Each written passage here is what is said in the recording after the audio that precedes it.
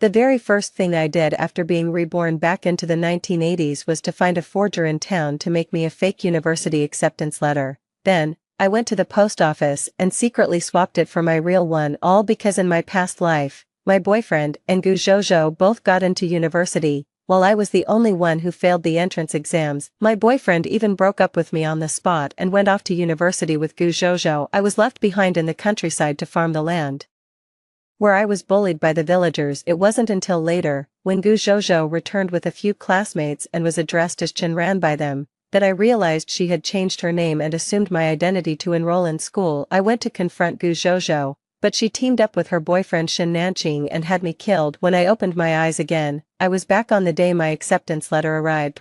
I quietly went to town to get a fake acceptance letter, and when the mailman wasn't looking, I switched it out. Only then did they return to the village. When I got back to the village, I saw Shen Nanqing and Gu Zhozhou waiting at the entrance. Seeing me arrive, Shen Nanqing spoke up, "Chenran, the mail carrier will be here soon. You should head home first. If there's an admission letter, I'll bring it to you later." In my past life, I believed Shen Nanqing's words and went home to wait, but I never expected that Shen Nanqing would tell me I didn't get in. Ironically, Gu Zhozhou, who had always struggled academically, ended up getting into college. Back then, I trusted Shen Nanqing completely, never imagining that in the end, she had already made a deal with Gu Zhozhou on his deathbed. Shen Nanqing even told me that Gu Zhozhou had given him 1,000 yuan to hand over my university admission letter to her years ago. In order to attend university, Shen Nanqing took the initiative to propose to my family, offering to marry into our household. He even accepted a full 500 yuan as a bride price from my family. It was with that 500 yuan that he managed to survive and eventually pass the university entrance exams. And now, for Gu Zhozhou's sake, he chose to betray me. I nodded with a smile and then went straight home. Looking at the admission letter in my hand, I smiled. Gu Zhozhou had no idea I'd already gotten my hands on it long ago. After all, Gu Zhozhou's father was the village chief. If I crossed their family now, my life in the village would be miserable. I had to bide my time. I'd deal with her and Shen Nanqing once we got to university. Right after I hid the admission letter away, Shen Nanqing and Gu Zhozhou showed up at my house. "Chenran, you didn't get into university." When Shen Nanqing said those words, I saw the tension in his eyes. In my previous life, when I heard the news, I simply refused to believe it, which is why I didn't notice the tension between him and Gu Zhozhou. Now I finally realized they had been scheming against me all along. Since I didn't get in, I guess I'll go out and find a job. I looked at Shen Nanqing and spoke up. Hearing my words, Shen Nanqing and Gu Zhozhou exchanged a glance, their expressions visibly relaxed. "Chenran, I found you a job in the village. You should just stay here." From the side, Gu Zhozhou spoke up. I knew it was because she was afraid that once I left, I'd discover she had stolen my identity. That's why she wanted to keep me trapped in the village. "No, it's fine, I'm going out." My words caused the expressions of Shen Nanqing and Gu Zhozhou to change. Shen Nanqing urged me anxiously, "Chenran, wouldn't it be better for you to work in the village? Everyone here would look out for you." "No need, Shen Nanqing. I'm going to find work in the city." I looked at Shen Nanqing and spoke too. In the end, Shen Nanqing and Gu Zhozhou couldn't persuade me and had no choice but to leave. After I got home, I immediately started packing my things. I knew I had to leave the village, otherwise, they'd be watching me, and I'd never make it back to school. I packed my luggage, planning to go to town the next day to buy a bus ticket and head out to find work. When the new term started, I'd go straight to school, but that very night, Shen Nanqing and Gu Zhozhou still managed to find me. "Chenran, I've come to call off our engagement." Shen Nanqing looked at me and spoke. I looked back at Shen Nanqing and smiled. In my past life, he came to break off the engagement at this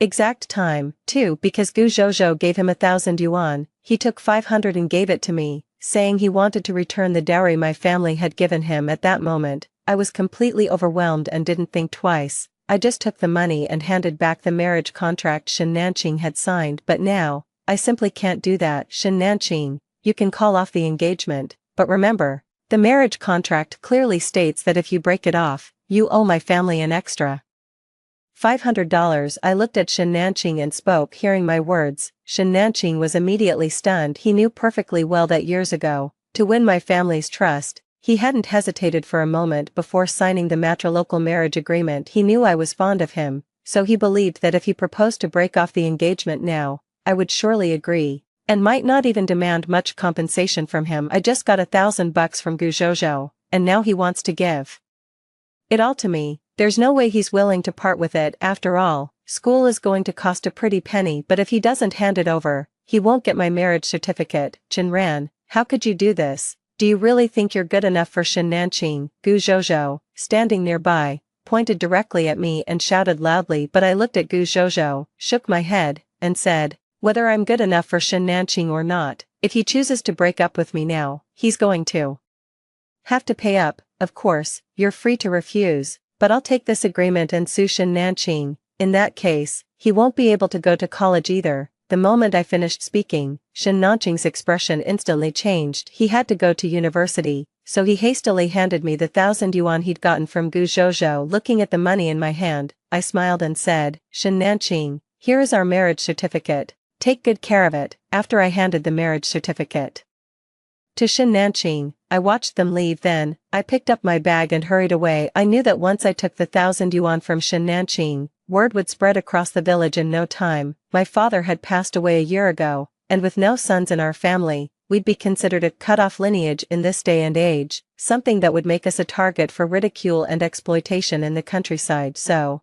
I still need to leave as soon as possible. I slipped away under the cover of night, and after leaving the village, I went straight to town and checked into a guest house. It was at that moment that I finally felt at ease. 3. After arriving in the provincial capital, I found a job near the school to wait for the semester to start. Soon enough, the first day of school arrived. That day, I headed to the campus with my letter of admission in hand. The moment I stepped inside, I saw Gujojo, Shenanqing, and Jojo's mother. The three of them looked at me in complete astonishment. I could even see Gujojo's panic. Shenanqing strode right up to me, looked me in the eye, and demanded loudly, Jinran, what are you doing here? I'm here to study. I looked at Shenanqing before me and spoke up, Jinran, what are you talking about? Hearing my words, Shenanqing's face clearly showed panic as he urgently said, you didn't even get into university, what are you doing here trying to study? At that moment, I caught sight of Shenanqing's awkward act and couldn't help but smile. Jinran, you didn't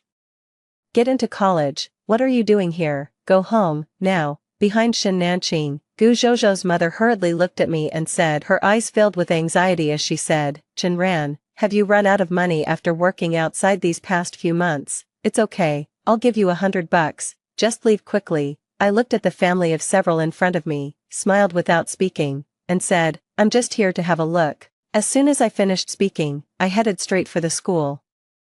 Seeing me about to enter the school, Shenanqing's face changed. He immediately tried to grab me, but I shook him off right outside the school gates. I wasn't afraid of this family in the slightest. After all, if things got physical, I could just call for help. I looked at Gu Changming standing before me, my face cold. Gu Changming, I'm going to the university, what are you stopping me for? Gu Changming's face was full of urgency as he looked at me. Jinran, stop this nonsense, you didn't get into university at all. What are you doing here? Go home, right now. As he spoke, there was a clear warning in his eyes. Shenanqing, what gives you the right to control me? Where I go is none of your business. I shot back. Hearing this, Shenanqing was taken aback for a moment, then looked at me and said, I'm your fiancé, shouldn't I be concerned about you? Shenanqing, you seem to have forgotten. You took the betrothal contract, there's been nothing between us for a long time. My words instantly changed Shenanqing's expression. In that moment, he grabbed me and said loudly, Jinran, no matter what your reason is, you shouldn't be here. I know it's because he took $1,000 from the Gu family that he's trying so desperately to stop me. Moreover, if people find out that he helped Gujojo deceive me, he'll definitely face punishment. That's why Shenanqing is even more anxious than Gujojo right now. I looked at Shenanqing, smiled, and then pushed him aside. I'm here for my own reasons, nothing to do with you. I'm leaving. As I said this, I turned and walked towards the school. Seeing me still trying to enter, Gujojo, who was behind me, looked at me coldly and said, Jinran, even if you get in, it's pointless, you don't have an admission letter, you can't enroll. Hearing this, I glanced back at Gujojo. She still had no idea what kind of trouble she was in for Shenanqing still tried to stop me. I looked at her and said coldly, if you keep blocking me, I'll call the police. My words brought Shenanqing's every movement to an abrupt halt. He knew full well that if he tried to stop me,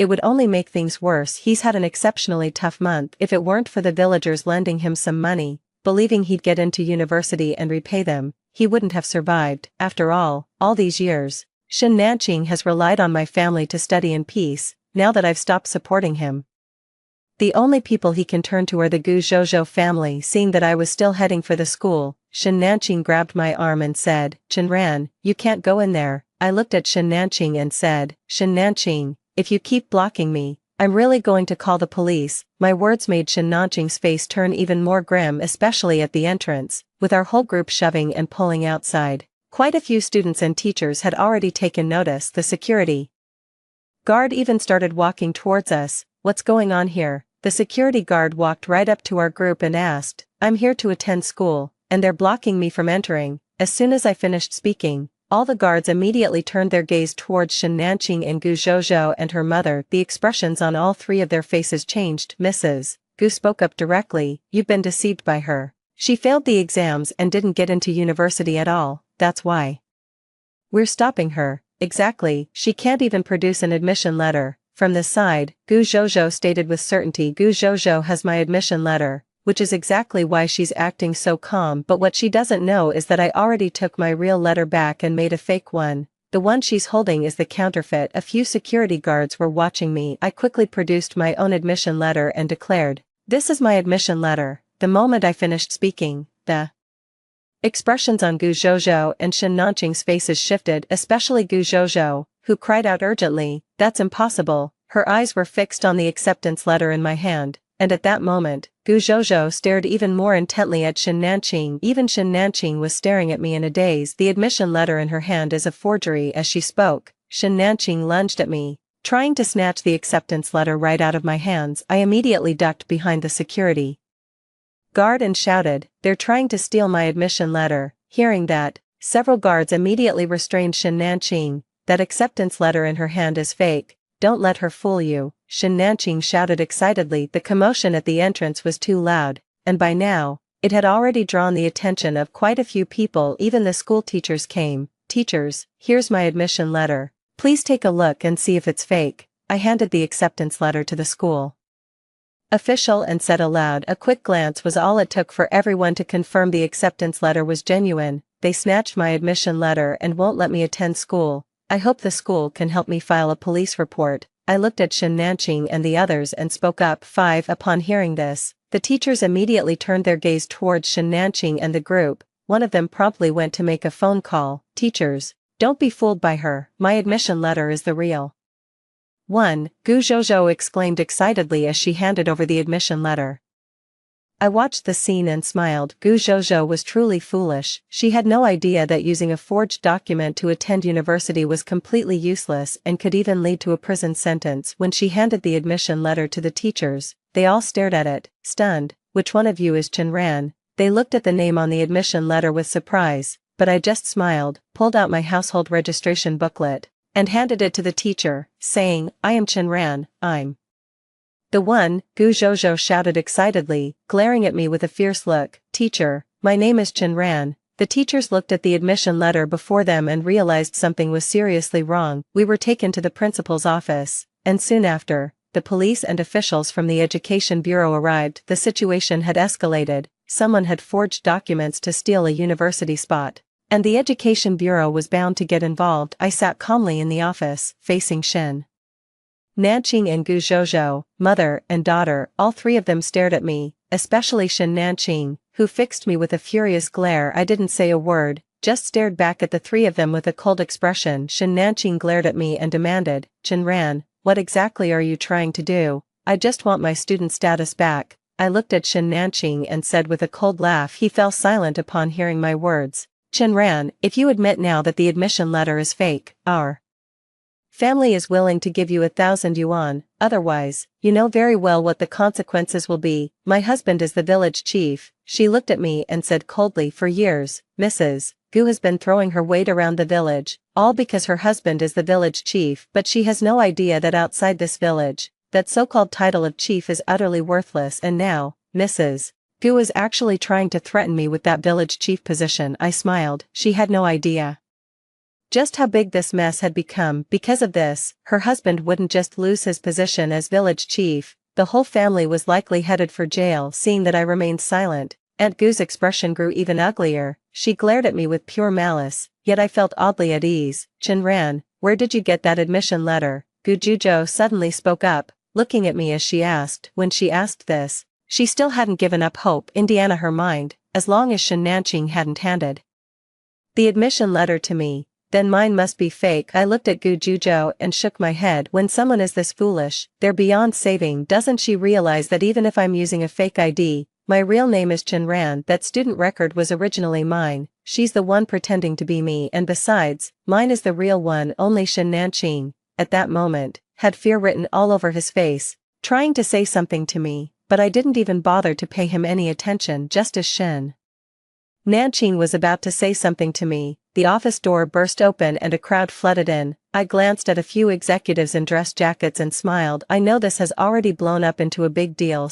We're only in the 80s now. If this happened later, it would have blown up all over the internet. After taking their seats, the leaders looked at us and asked, "Which one of you is Chinran?" As his words trailed off, Gu Zhozhou shouted excitedly, I'm Chinran, she said, looking at me smugly.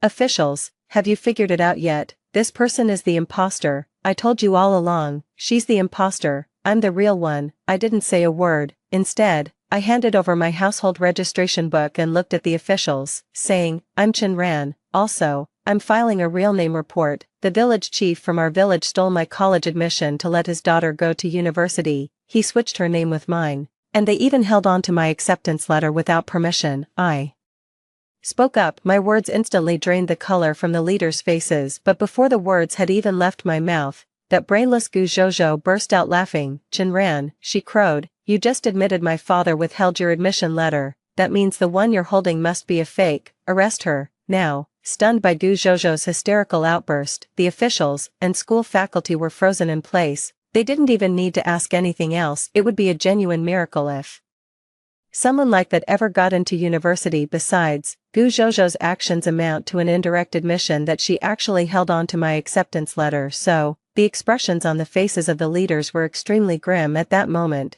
They looked at me and said, Classmate Chinran, if that's the case, then, why is your admission letter genuine? I had no choice but to tell him how I'd hired someone to forge documents, swapped my acceptance letter, and quietly left the village. I know these things don't affect me at all. In the eyes of several officials, the village head's family became even more troublesome. After all, if I hadn't done this, I would have lost my student status. Shen Nanqing's face paled dramatically. He looked at me, words clearly on the tip of his tongue, but after a quick glance at the assembled leadership, he didn't dare utter a sound. Meanwhile, Gu Zhozhou and her mother were still making a big fuss over there. Chinran, how could you be so despicable? You're a thief. What are you waiting for? Arrest him now. My husband is the village chief. I listened to Mrs. Gu's words and was left speechless. For half her life, Madame Gu had lorded it over the village, completely unaware that here, no one, no matter who they were, would ever take a village head seriously. The group completely ignored Mrs. Gu and instead turned to me, saying, Chinran, we understand what you've been through,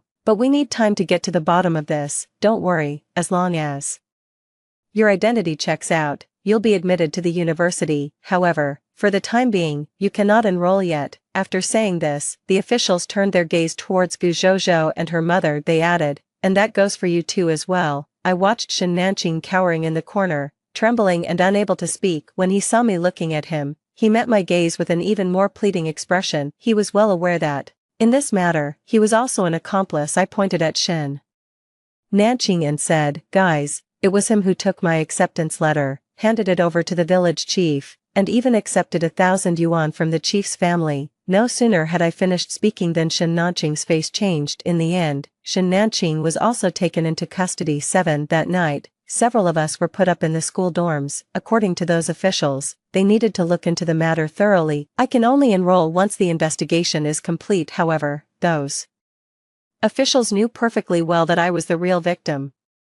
After all, compared to me, Gu Zhozhou didn't look anything like a university student. The mother and daughter were confined to the dormitory, yet Mrs. Gu persisted, making a huge scene and shouting, we came here to study, you won't let my daughter enroll, and now you're holding us here. Do you have any idea who my husband is? He's the village chief. I live right next door. Could even hear Mrs. Gu's voice. I shook my head. A shrew like that was utterly unreasonable. Mrs. Gu made a huge scene, with Gu Zhozhou chiming in to back her up. In the end, there was no other choice. The police had to take them both away. I stayed in the dorm for 2 days. During that time, Shen Nanqing tried countless times to find me, but each time someone stopped her. I know, he was genuinely scared, but this whole mess was Shen Nanqing's own doing. He chose Gu Zhozhou for the money, and now he must pay the price. Early on the 3rd morning, I saw school officials standing at the entrance. They told me it's all been figured out. Honestly, it's on Gu Zhozhou's family too. They never really cared about me. All they did was change his name. They didn't do anything else. As soon as the Education Bureau officials arrived in our town, they uncovered the truth right away. After all, Gu Zhozhou only changed his name after receiving the admission letter. What's more, all the teachers at our school know who I am, with testimony from teachers and classmates,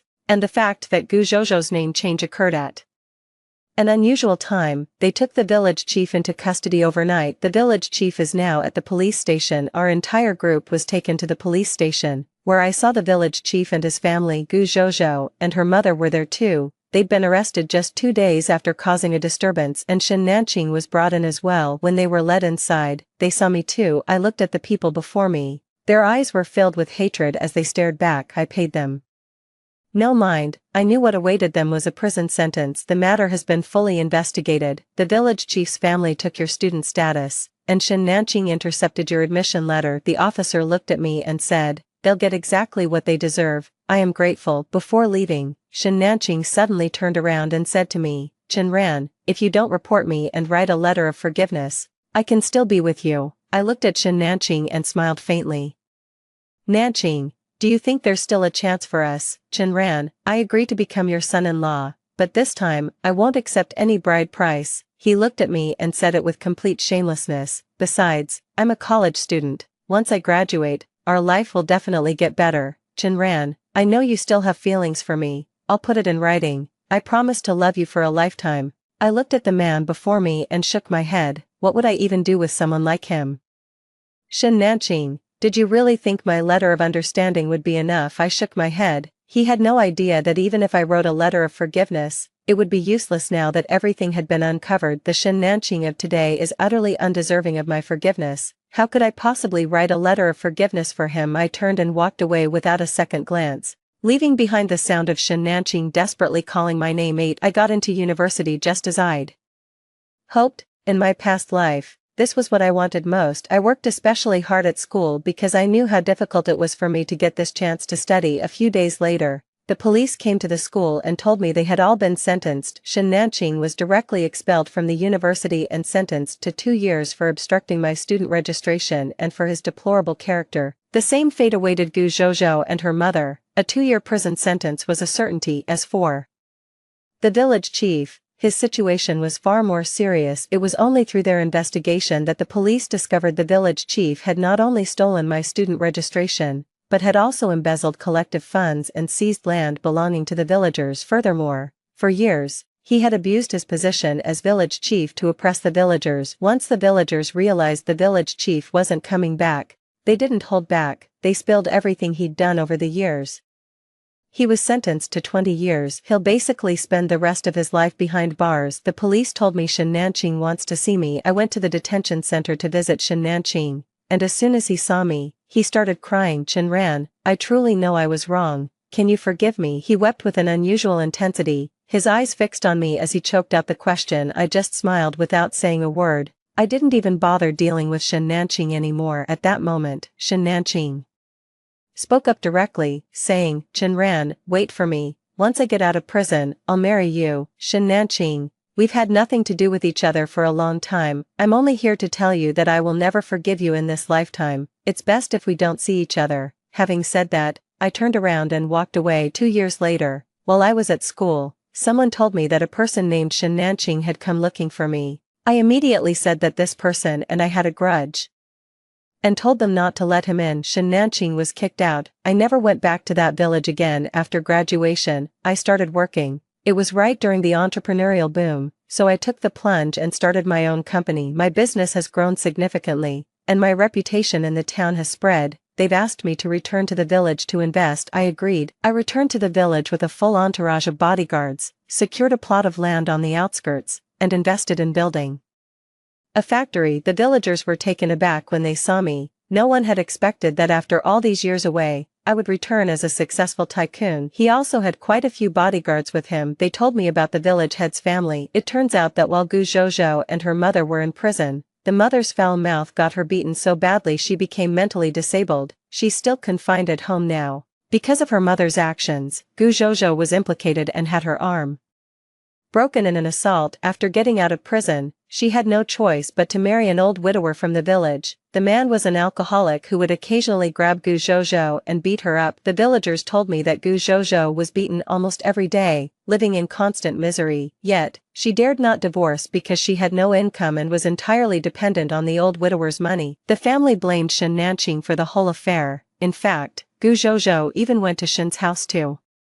demand money. Upon hearing this, the old widower followed. Shen Nanqing had no money to give as compensation, and the old widower broke one of his legs. Shen didn't even dare to report it to the police. As I listened to the villagers, I glanced into the distance. Amidst the crowd, a man with a dark, weathered face, leaning on a crutch, was looking at me with a complex mix of emotions. I knew this was Shen Nanqing. This is what he has become. What's more, he'll spend the rest of his life drowning in regret, while I will only get better and better. The end. That's the end of the first story. Don't go away. The next one is even more thrilling. That semester of senior year, Shen Yu and his girlfriend were caught by their teacher dating. To protect his girlfriend, he spread the rumor that I was the one who kissed him in the small park. He said that if Qianqian's family found out she was in a puppy love, they'd make her drop out. So he admitted to the school administrators that it was me, which got me pulled aside for a private talk and forced to give a public apology on stage. My classmates started whispering when they saw me,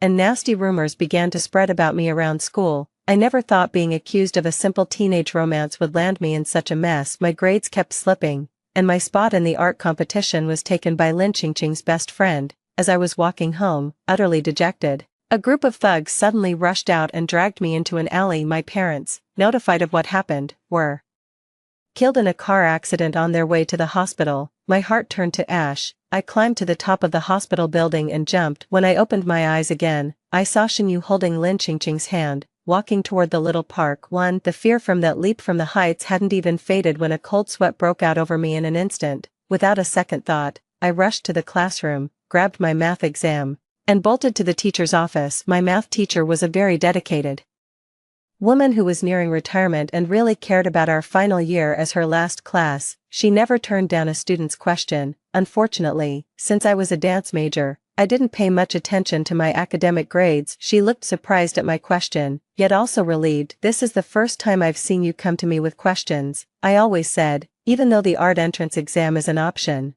having higher scores in cultural subjects can't hurt. I took a couple of shaky breaths, finally grasping the reality that I'd been reborn. As the teacher lectured on concepts I only half understood, tears streamed down my face uncontrollably. As long as I stay here until evening study, I'll definitely avoid Shen Yu's frame-up. Seeing my tears, the veteran teacher seemed at a loss. She assumed it was the pressure of the college entrance exam that had broken me down, so she put down the test paper and comforted me beside me. Finally, just as the bell for evening study hall rang, I said goodbye to my teacher and stepped out of the office, right into Shen Yu, who was rushing frantically toward the classroom. He's in a different class from me. He's in the honors class, packed with top students, while I'm in class 5, which is full of art majors. We live in the same neighborhood, and have been playing together since elementary school. He's always been academically excellent, good-looking, and very popular with girls. My grades are average, but my family is well off. I've been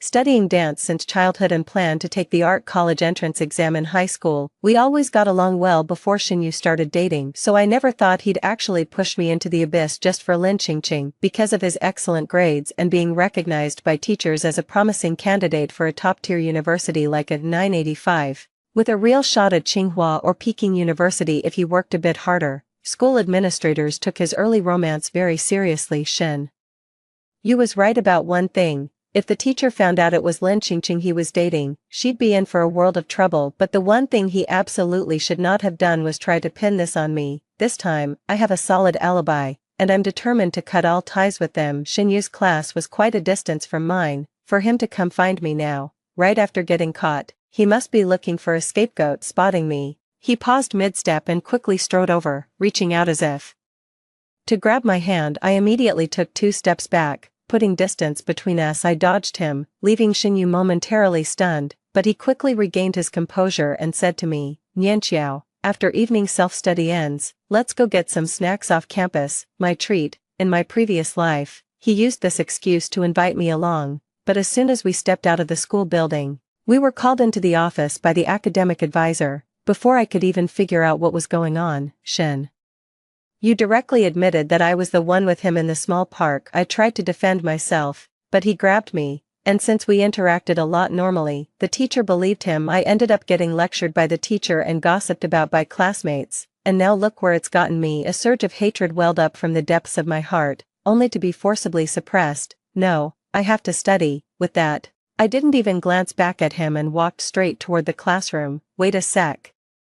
Shinyu grabbed my hand. You're an art student. Why bother cramming? Just dance your way into college when the time comes. Are you insane? I thought to myself, utterly exasperated, and jerked my hand away from his. Art students need to pass the academic exams too, you know. If you want to go by yourself. Back at my seat, I opened my textbook. Math and English had always been my weak subjects, but the confidence from my family background, coupled with my plan to take the art school entrance exam, led me to only aim for a passing grade in my academic courses. Now, my experiences from my past life have made me realize the importance of those academic scores. Wouldn't it be a better choice to give myself a safety net? When evening self-study ended, I saw Lin Qingqing peering out from the doorway of Class 4 as I stood by the entrance to Class 5. Her eyes lit up when she saw me. "Nianqiao, what are you still doing here? Didn't you say he was going off campus with you?" Noticing the glances from the surrounding classmates, I frowned. This despicable pair was dead set on using me as a scapegoat.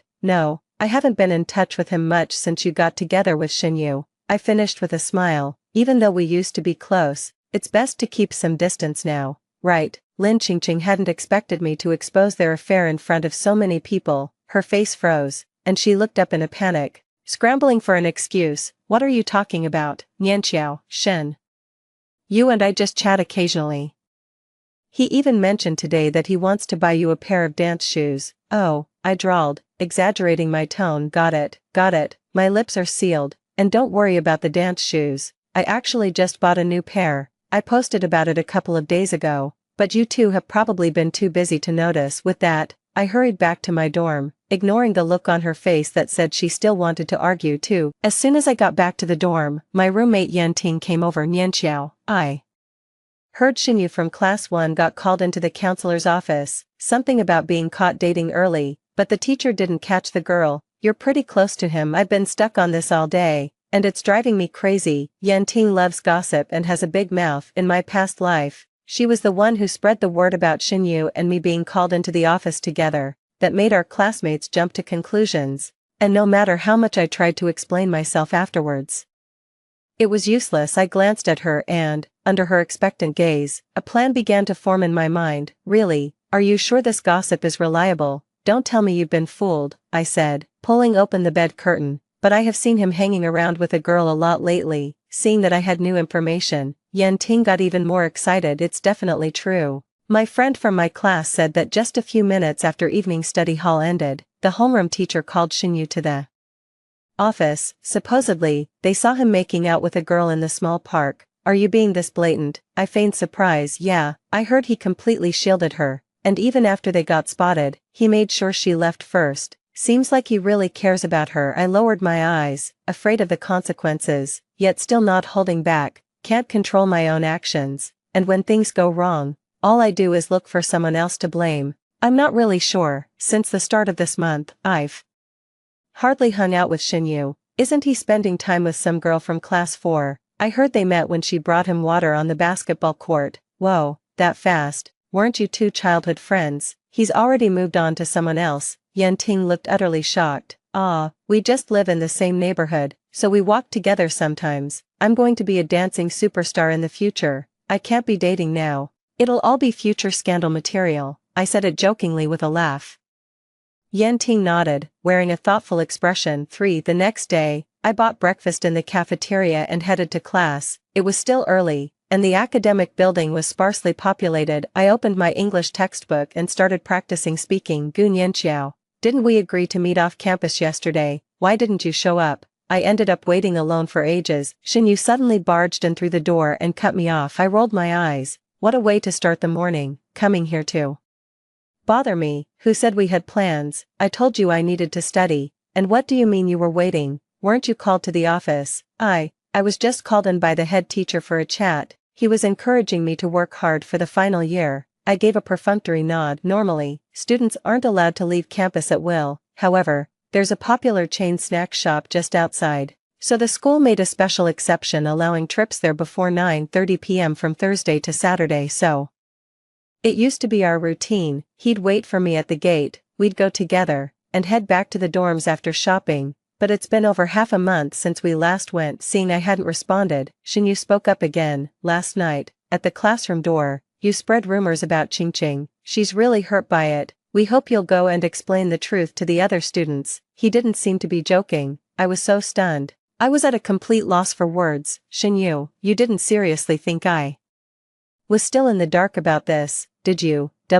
What? He stammered, guiltily averting his eyes. You two have been brazen enough this past month. Do you really think I wouldn't know, even if others don't? Stop pretending. You, Nianxiao, what are you talking about? Xinyu was still unwilling to admit it. Cut the act, will you? You still don't want to admit what's going on between you and Lin Qingqing.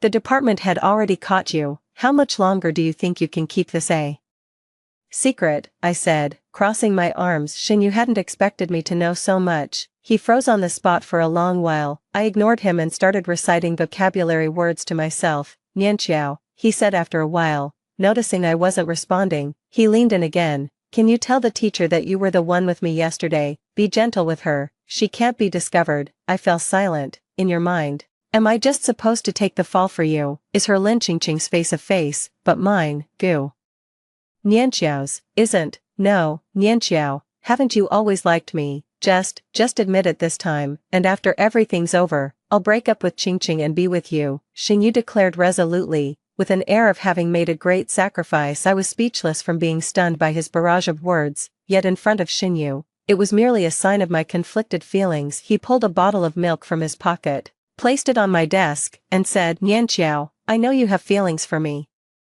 After all this is over, I'll make it up to you properly. With that, he left without a second glance at my embarrassed expression. I took a breath, surprised that all these years of knowing each other had led him to believe I'd always had feelings for him. I've always known Xinyu as good-looking, but after all this time, and given that I'm perfectly fine on my own, my feelings for him have never been more than those for a childhood friend. There was never any romantic interest. As classmates trickled into the classroom and the teacher began the lesson, I pushed the whole matter to the back of my mind. For Gu Nianxiao, the head teacher wants to see you in the office. The class monitor came over to my desk right after class ended. I put down my book, sighed, and thought to myself, here it comes. Xinyu must have told the principal it was me. I arrived at the office, knocked on the door, and walked in. As soon as I walked in, I saw the academic dean, my homeroom teacher, and the head teacher of class 1 sitting nearby, with Xinyu standing in front of them. Seeing me arrive, Xinyu gave me a meaningful glance. I ignored him and asked, pretending to be completely clueless, Teacher, did you need something from me? The homeroom teacher didn't look happy. Gu Nianxiao, I know your mind isn't usually on your studies, and you're planning to take the arts college entrance exam, but you really can't start dating at this critical point in your senior year. What, teacher? I'm not dating anyone. I'm sorry, teacher, we didn't mean to. Xinyu and I spoke at the same time. He then looked at me, stunned. I was just about to speak when Xinyu cut in first. Teacher, Nianxiao and I have genuine feelings for each other. Being with her won't affect my studies, and besides, she's already met the academic requirements. Xinyu, have you lost your mind? With grades as good as yours, how could you start a relationship at a time like this? Xinyu's homeroom teacher seemed quite furious, and the look she gave me was far from friendly. My homeroom teacher quickly added, yeah, look at you kids, just focus on acing your gaokao first, you can start dating afterward, no rush, and don't worry, your teachers won't stand in your way. They all started chiming in with advice. completely ignoring me standing right there. Seeing that the teachers had already believed it was him yesterday, Shinyu couldn't help but let out a sigh of relief. Teacher, we were in the wrong about this matter, and we'll be more careful in the future.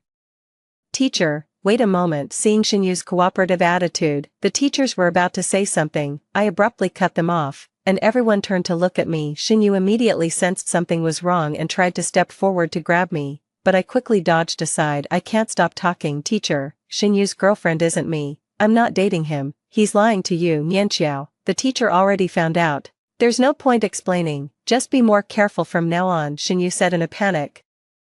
I shot him a glance, and the coldness in my eyes made his heart skip a beat. It was then he remembered that I hadn't given him a friendly look in a long time. Teacher, I don't know why Shinyu said I was his girlfriend. I'd barely had any contact with him lately. What he just said was a lie. The homeroom teacher looked at me, then at the flustered Shinyu. She knew me fairly well. While my grades weren't the best, my character was solid. Then she turned her gaze toward the director. Could there be some misunderstanding here? Student Nianqiao is usually very disciplined. The dean of students was a middle-aged man in his 40s, and he gave me a quick once-over. Hey Nianqiao, do you mind telling me what you did after class yesterday afternoon? Under the gaze of the four people opposite me, some curious, some tense, I began to speak slowly. I was in the office with Mr. Zhang all afternoon yesterday, discussing a problem. I didn't leave until evening study hall began. Mr. Zhang is my math teacher. Shinyu's face went pale. My homeroom teacher immediately stood up, pulled out her phone, and made a call. I stood by quietly, waiting. Out of the corner of my eye, I saw Shinyu's tightly clenched fists and his pale, panicked face. I won't give you another chance to frame me this time. In less than 2 minutes, the homeroom teacher put down her phone and returned. Shinyu, even though your grades are excellent, that's no excuse to falsely accuse my student like this. That sentence put an end to our argument just now. 5. Since the matter no longer concerned me, my homeroom teacher told me to go back to class. I stayed right where I was. Teacher, regarding Shinyu's false accusations against me, I want him to apologize to me. Shinyu looked up at me in disbelief, while I remained completely unfazed. Classmate Gu is right. Shinyu, not only did you refuse to acknowledge your mistake, but you also lied to the teacher and slandered a fellow student. This kind of behavior is completely unacceptable. You should apologize to her. Shinyu's mouth fell open slightly. He stared at me rigidly, unable to speak. I stood there, motionless. Seeing my cold indifference, he gritted his teeth and forced the words out. I'm sorry, Gu Nianqiao. Without so much as a glance in his direction, I turned back to the principal. Teacher, he's been spending quite a bit of time with a girl from class 4 lately. You might want to ask her. She might know something. With that, I turned and walked out of the office, leaving Shinyu behind to face the questioning of the 3 teachers. Not long after returning to the classroom, I spotted Lin Qingqing walking past the window toward the office. She looked flustered and clearly hadn't noticed me. The class was already halfway through, and English, one of my weak subjects, was on the agenda. I quickly pulled out my book and started jotting down key points. Class finally ended. Lost in thought, I slowly made my way to the office door. Mr.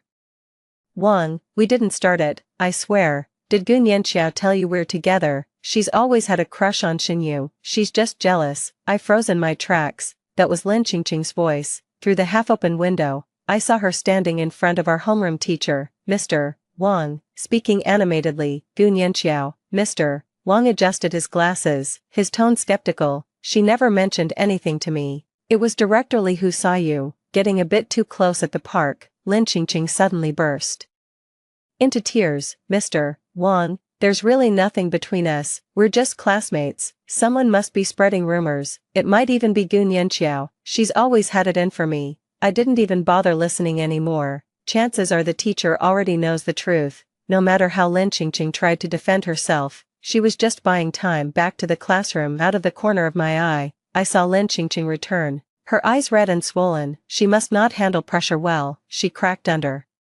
questioning so quickly. She finally noticed me and shot me a resentful glare. I curled my lip in disdain. The bell rang and I stepped out the door, unsurprised to find Shinyu blocking the entrance and Lin Qingqing with red-rimmed eyes. Gu Nianqiao, how could you say that about Qianqian? Shinyu was clearly furious, his chest heaving up and down. I turned and walked away. Gu Nianqiao, he shouted, catching up with an angry expression. I quickened my pace, but he grabbed my wrist in an instant. The warm touch of his hand made my skin crawl. Let go. I shook off his hand, We were past all pretense now, with no need to show even a shred of respect. Gu Nianxiao, you snitched behind our backs and got Qingqing's parents called in. This isn't over. Xinyu stood rooted to the spot, shouting after the resolute figure. 6 Evening self-study begins. The moment I stepped into the classroom, the clamor of conversation died instantly. A dozen pairs of eyes snapped toward me, then just as quickly looked away, as if I carried some kind of plague. An eerie silence hung in the air,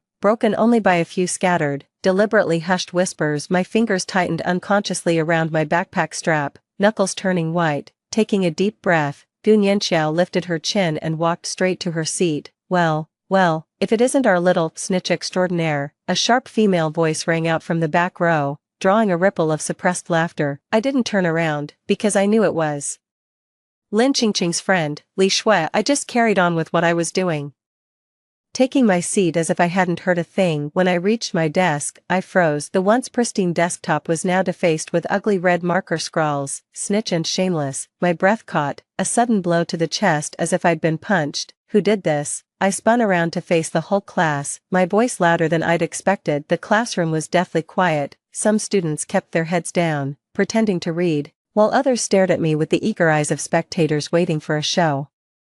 My heart sank. For such a drastic change to happen in just a few hours, Xinyu must have said something. At that moment, Li Shui sprang to her feet. Gu Nianxiao, you had it coming. Who told you to go tattling to the principal? Now Qingqing's parents are here and want to pull her out of school. She's been suspended. What's that got to do with me? I calmed down and locked eyes with Li Shui. Seeing how confidently I stood my ground, my classmates grew restless in their seats and began whispering among themselves. Li Shui was so furious she was practically panting with rage. If you hadn't snitched, Qingqing wouldn't have ended up in such a terrible situation. Her family had to take her home yesterday, and you don't even show a hint of remorse.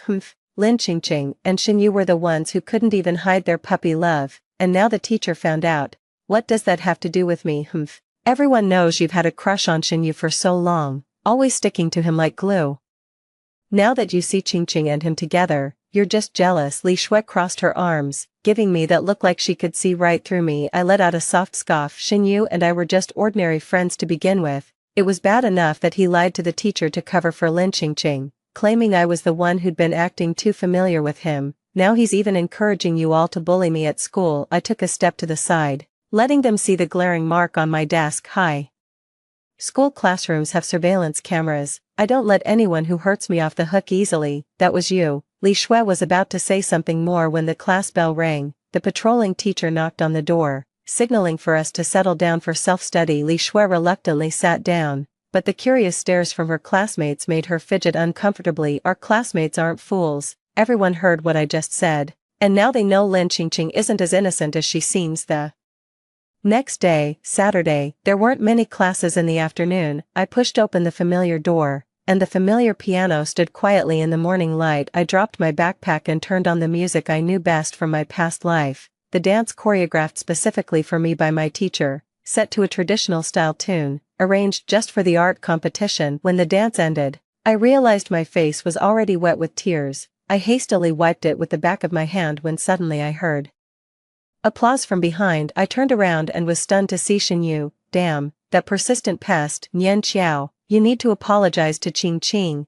Then, on Monday, in front of the whole school, you must say that you were the one who was with me, and that Qingqing was just framed by you. If you do that, we'll forgive you. Xinyu stood below the stage, momentarily captivated by her dancing figure, but his expression quickly reverted to one of aloof superiority. I almost laughed in exasperation. Me. To her, she's the one who framed me. I know, Xinyu said nervously, glancing toward the door. It's just, her family situation is very complicated, and she's emotionally unstable. I've already spoken to her parents. I'll cover her tuition so she can come back to school. So what? At least you still get to go to school. It's not the same. Qingqing is really upset because the teacher scolded her. Gu Nianxiao looked at the boy she'd grown up with and felt like she was looking at a complete stranger. She's upset. What about me? Are you just going to throw me under the bus? My voice trembled. Do you have any idea that since this morning, the whole school has been calling me a snitch? Have you seen what they've done to my desk? Xinyu lowered his head. If you just go and apologize to clear things up, I'll explain everything to everyone. I promise. Suit yourself. I'm not going to lie. I said, then turned and walked away. There was a camera in front of the dance studio screen, which I had left running from the start. I originally wanted to record my first dance after being reborn, but I never expected it would also capture Xinyu's ugly, true colors in this life. Without that immense pressure and with Li Xuan not snatching away my spot in the art competition, I'm destined to soar higher and higher, far away from these wretched people. 7. After reviewing my prepared piece, I felt a wave of relief. My past life's experiences hadn't diminished my dance talent. On the contrary, they had infused my movements with a raw, fighting spirit. So, brimming with confidence, I entered the preliminary round of the dance category in the arts competition. On the day of the preliminary auditions, I stood by the backstage curtain, peeking through a gap at the audience. The auditorium was packed. In the front row sat the 5 judges, one of whom was the vice chairman of the city's dance association. My fingers unconsciously twisted the hem of the rented tang suit, my palms damp with a thin film of sweat. Next up, Xiangnan High School, Gu Nianqiao, solo dance Qingyang. The announcement echoed through the hall. I took a deep breath and stepped into the center of the stage. As the spotlight hit me, I saw Lin Qingqing in the front row lean in to whisper something to Xinyu. In unison, they both looked up toward the stage. The opening notes began to swell, and I closed my eyes, letting every stray thought drift away. When I opened them again, there was nothing left in the world but me and the music. With the first movement, my body rose as lightly as a feather lifted by the wind. The dance began with a gentle rhythm and soft music, as if I were in the rainy season of the Jiangnan water towns. Drip, drop, light and slow, the crescendo hit like a torrential downpour, fierce and relentless. Moved by the music, I spun and danced. My body seemed to take on a will of its own,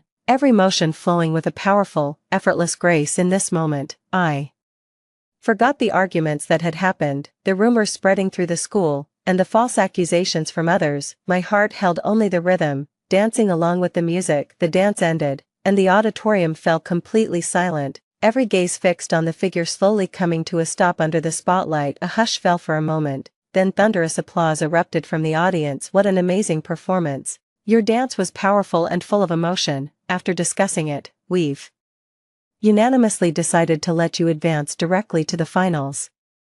The judge at the table picked up the microphone and said something that lifted my spirits. More applause erupted, and I bowed once again, a smile constantly tugging at the corners of my mouth. My legs were slightly trembling from exerting so much effort, but it didn't dampen my wonderful mood in the slightest. Before I left, I passed by the lounge and noticed the gazes coming from within, admiration, envy, and a touch of jealousy. After leaving the auditorium, I saw my homeroom teacher, Gu Nianqiao. That was a wonderful performance. I'm so proud of you, she said, patting my shoulder. The genuine pride in her eyes and the excitement in her voice were unmistakable. Thank you, teacher, I'll keep working hard, I replied with a nod. After finding a quiet spot, I pulled out my phone to call my parents. Within seconds of the call connecting, my mom's voice came through. Hello, Jojo. I watched your match live, sweetie, you were amazing, Mom. I called out, and suddenly, the sorrow that had been weighing on me for so long broke through my defenses and overwhelmed me. My throat tightened and tears streamed down uncontrollably. Oh, what's wrong, Jojo? Is the pressure getting to you? Do you want to come home and rest for a couple of days? Don't cry, sweetheart, Mom's here. How about I ask Dad to pick you up this afternoon? I choked back a sob, and it took me a long moment to force the words out. It's okay, Mom. I can get back by myself after the competition. After a long exchange of pleasantries, I hung up the phone and noticed a new text message. Nianqiao, you danced beautifully. I had no idea you were that good. Xinyu. I stared at the screen, at a loss for words. The moment I got my phone back, I had blocked Xinyu, Lin Qingqing, and all their close friends. I had just deleted the message when I heard Lin Qingqing's voice nearby. Turning my head, I saw her, slender and pale, looking like she hadn't been doing well at all over the past couple of days. 8. Nianqiao. Lin's voice was soft, almost trembling with emotion. Can we talk? Gu Nianqiao paused in her steps, her gaze cool. What is it? Lin bit her lip lightly, her eyes slightly reddened as if she had suffered a great injustice. I know I've done many terrible things before. I truly regret it, she said, taking a step forward. She reached out to take my hand, but I pulled away. Xinyu told me, I shouldn't have treated you that way. I was just so scared of getting caught by the teacher that I acted. On impulse, she lowered her head, her voice trailing off. Could you forgive me? I promise. If you just explain to everyone and tell them I misunderstood you, I'll go and clear things up. I stared at her quietly, my gaze calm but my words sharp. Is that so? Then why didn't you clear things up when the rumors first started? If I weren't mentally strong, do you think I'd have been able to finish this competition at all? Lin Qingqing's expression stiffened for a moment, but she quickly reverted to that innocent look. I was too impulsive back then. I really know I was wrong. Besides, it didn't affect your competition, did it? Let's just get along from now on, okay? I let out a soft laugh and shook my head. Lin Qingqing, there's no need to put on a show for me. If you really want to clear things up, go do it now instead of playing the victim here. Lin Qingqing's expression slowly shifted. She stared at me, the fragility in her eyes gradually fading, replaced by a cold, faint smile. Oh, so you're just going to throw my kindness back in my face? She tilted her head slightly, her voice suddenly turning icy. You think you've won, just because you can dance? Unfazed, I picked up my dance bag and made to leave. I have no interest in arguing with you. Lin Qingqing suddenly grabbed my wrist, her nails digging almost into my skin. Gunyanqiao, you'd better not get too cocky. She leaned in, lowering her voice with a malicious smile. Do you really think you can keep Xinyu hooked? Do you think you can stay this glamorous forever? I winced in pain, frowning as I forcefully shook off her hand and said coldly, get away from me. Lin took a step back, her expression darkening completely. She stared at me and said, her words slow and deliberate, fine, you just wait. Lin turned away lightly, her shoes thudding heavily on the floor, producing a harsh sound. At the corner, she glanced back, a sneer curling at the corner of her lips. You're going to regret this. I stood my ground and whispered, you and Xinyu are both scum. After Lin quietly left, I paused to think. According to what Lin Qingqing said, Xinyu actually started speaking up for me in front of her. Thinking back to that text message earlier, I shivered uncontrollably. More than his revenge, what's truly repulsive is his self-deluded wavering between me and Lin Qingqing. I don't think he's truly reformed. He's just seen this radiant side of me and is now weighing the value of Lin Qingqing against mine. It's laughable that after all this time together, he's only just realized. Too bad for him. I've already seen through him for the selfish, weak-willed person he truly is. When it comes down to it, no one thinks what happened these past few days makes him out to be some monster. In the teacher's eyes, he's the top student with excellent grades. To our classmates, he's the devoted, romantic guy. Now, all the gossip and rumors at school are focused on me and Lin Qingqing. People just see Xinyu as this poor, lovesick soul who made a mistake trying to protect the one he loves. As for me, even though I clarified everything that day and people know Lin Qingqing and Xinyu tried to use me as a scapegoat, there are still plenty of people who don't know the full story gossiping about it behind my back. But it doesn't matter, the evidence I have is enough to bury them. 9. As I pushed open the front door, the familiar aroma of a home-cooked meal greeted me. My mother was bustling in the kitchen, while my father sat on the sofa, watching the recording of my competition from that morning on the television. This scene had played out in my dreams countless times, and now it was right before my eyes. Mom, Dad, I'm home, I said softly, my throat tight. Is that my Jojo home? Mom peeked out from the kitchen, her hands still dusted with flour. Go wash your hands, sweetie. I made your favorite spicy wontons today. I sent the housekeeper home early so it's just the three of us for a nice family dinner. Dad set his newspaper down and beckoned with a smile. Come here, let me get a look at you. Have you lost weight again? I stood frozen in place, my nails digging deep into my palms. Don't cry, don't let them see anything's wrong. I didn't want my parents to worry about me anymore. The memory of them lying frail in the ICU in my past life haunted me, along with the beeping sound of my father's cardiac monitor. I took a deep breath. What's wrong? Her mother asked, drying her hands as she walked over.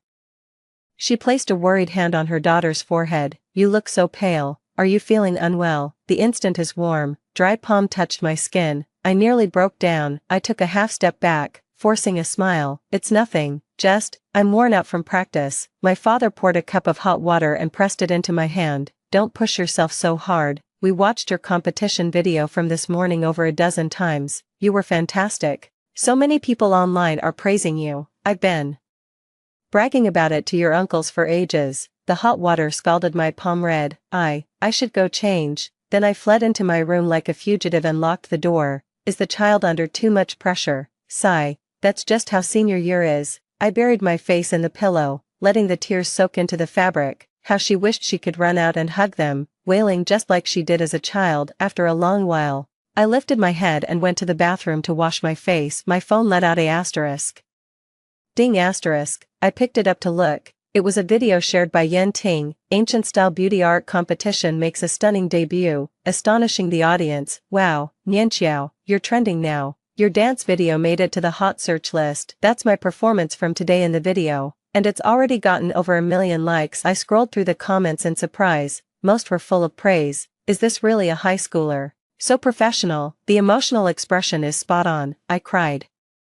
Wow, that flexibility is insane. 10 Just as I was completely absorbed, a new comment popped up. I know this person, acts all high and mighty on the surface, but she's actually a homewrecker who specializes in stealing other people's boyfriends. My fingers froze on the screen. The commenter's ID was a string of random numbers with no profile picture, but the sheer venom in the tone instantly made me think of one person. Lin Qingqing. I closed the video, hoping to just ignore the comment, but deep down, I knew this was only the beginning. As the video spread, attacks like this were only going to multiply. Meanwhile, on the other side of the city, Lin Qingqing glared at her phone screen, gritting her teeth. She kept rewatching Gu Nianqiao's dance video, and each time she watched, the flames of jealousy in her heart burned even higher. What are you staring at so intently? A gruff male voice came from behind. Lin turned her head slightly and saw her cousin Zhao Chang walking into her bedroom, cigarette dangling from his lips. 5 years her senior, Zhao Chang had dropped out of high school and drifted through life ever since,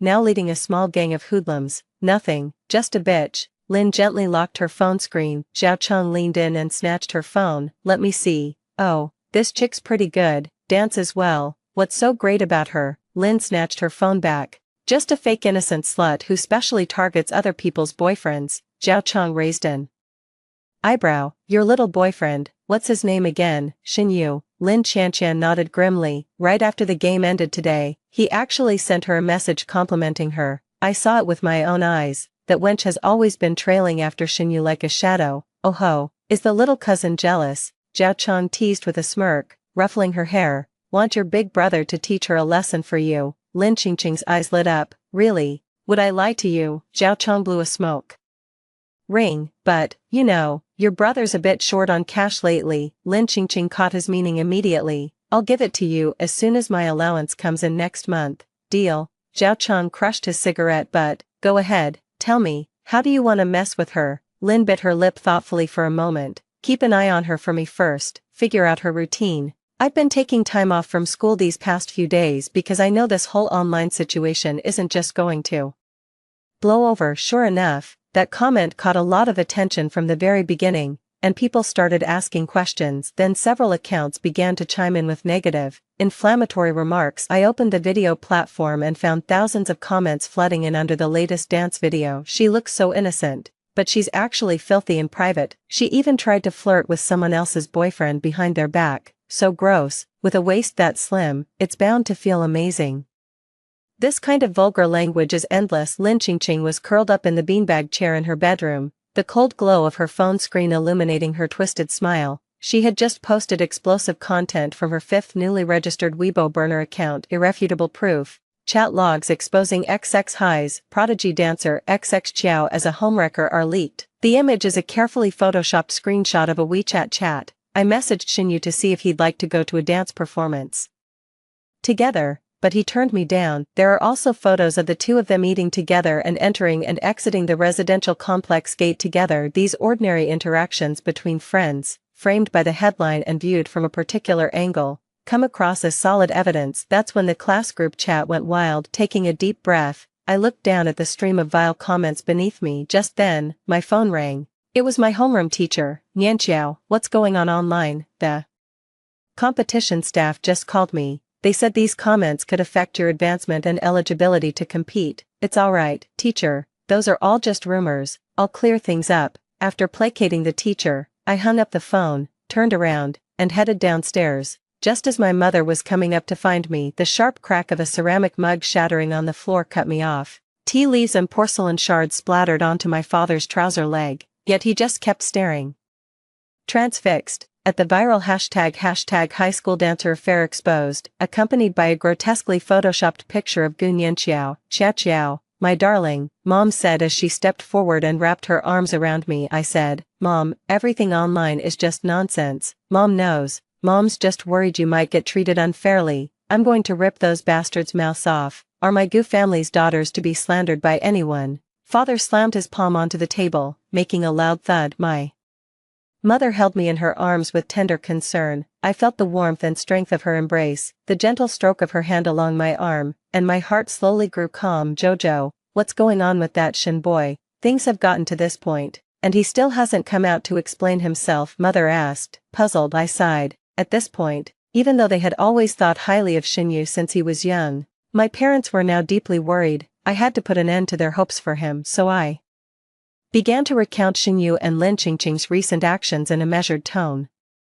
That ungrateful wretch, that blind cur, I'm going to have a serious talk with old Shin. Father couldn't take it anymore and shot to his feet. Dad, I called out to stop him, waving my phone. Don't worry, Mom and Dad, I have evidence of the things they did before. I'll clear everything up. Good, that's my daughter, Gu Jianhua's girl. Father stopped in his tracks, the anger still on his face, yet now mixed with pride and heartache. He walked over and gave my shoulder a pat. Go on, Nianqiao.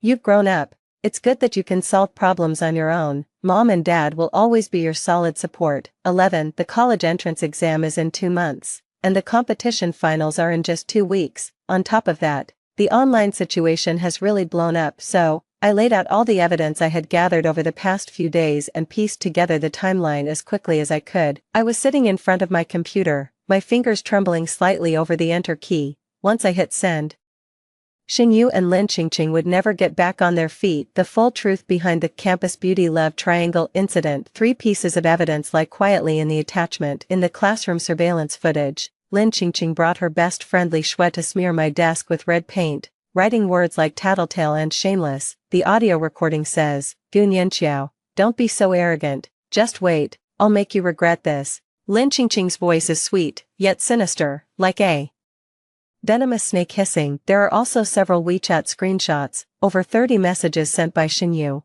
all meant to get me to take the fall for his girlfriend. The last one reads, just pretend you're helping me. If Qingqing's dad finds out we're dating, he'll beat her to death. As soon as this attachment was released, online users following the story went wild. I refreshed my feed and instantly saw over 100 comments, still piling up non-stop. My phone started vibrating uncontrollably, and the Weibo notification count shot up to 99 plus. At Breezy Skies, just saw the evidence file, coming back to apologize. We were all used as pawns at Gummy Bear. Doxed the wrong person. Now let's find the real culprit. The trending charts were swept up like a hurricane. #XX High Schools Lin Xqing exposed for orchestrating school bullying behind the scenes.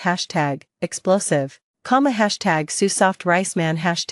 #trending. Opening Lin Qingqing's Weibo. Her latest post is flooded with 30,000 comments. The photo she posted 2 days ago showing her holding hands with Xinyu has now been turned into various satirical memes, the most popular one reading, Hold my hand, let her take the fall. My phone suddenly vibrated. I opened it and saw it was a call from Xinyu's mother, Aunt Shen. I was about to hang up, but thinking of our friendship over the years, I still tapped to answer. Nianqiao, what's going on online? How could you possibly do something like that? Auntie, my evidence hasn't been photoshopped at all. People online have already verified it. You should go and persuade Xinyu to apologize instead. No, I've looked into it, and Xinyu is just being taken advantage of by that Lin Qingqing. Listen, could you remove the part about Xiaoyu? We've known each other for so many years, and I've always treated you well. I've even thought of you as a daughter-in-law. Why didn't Auntie have Xinyu say something to clear things up when those rumors first started spreading online? I placed my phone on the table, cutting off Aunt Shen mid-sentence. Well, Auntie just didn't see it, and she doesn't usually pay much attention to things online. Nianqiao, I couldn't be bothered to listen anymore and hung up on her. Right now, my inbox is flooded with apologies. 3 days later, the principal himself placed the invitation to the city's art festival on my desk. Miss Gu, considering public sentiment, he wiped his brow. The organizing committee has decided to reinstate your eligibility. On the way home, a plain tree leaf landed on my shoulder. My phone vibrated again. Another missed call from Xinyu, his 10th or so. The last text message read, Can you see me? Just for old time's sake, these past few days, Xinyu had been trying every possible excuse and method to get in touch with me. I'm turning off my phone and blocking this new text. The wind swept the fallen leaves into the air, just like the golden dust drifting down from the theater ceiling the first time I stepped on stage on the 7th day of standing outside my building. Xinyu finally fell ill with a high fever after being caught in the downpour. To focus on my studies without being disturbed by those awful people,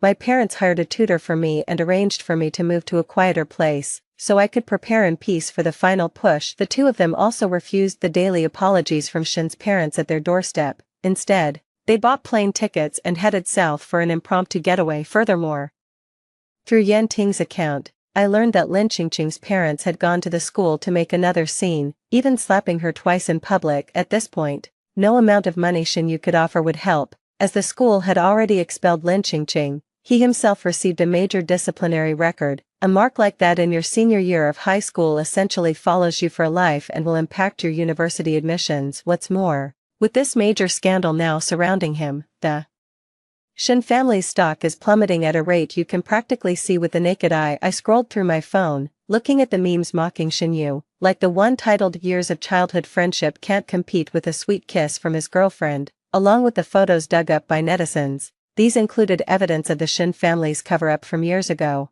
Images of disabled workers and their families holding blood-stained petitions after a Xin real estate construction accident caused by safety violations. The pent-up resentment in my heart finally erupted with a vengeance. From now on, you can no longer interfere with my life. 12 At the mouth of the alley at 1:20 a.m., the moonlight was swallowed by dark clouds. I deliberately swung my backpack as I walked into the narrow alley. Through my earpiece came the static-laced voice of the head bodyguard. Target is in position. White van at 3 o'clock. Out of the corner of my eye, I caught the flickering red glow of a cigarette ember in the car window. It was the cheap Nanyang Double Happiness brand Zhao Cheng always smoked. All alone now, little bitch. Zhao Cheng's shadow fell over me from behind, heavy with the stench of liquor and betel nut. His greasy hand had just landed on my shoulder when I swiftly pulled out my pepper spray and blasted him right in the face. He couldn't dodge in time and let out a blood-curdling shriek. You bitch, he snarled. Eyes bloodshot and panting heavily, he charged at me like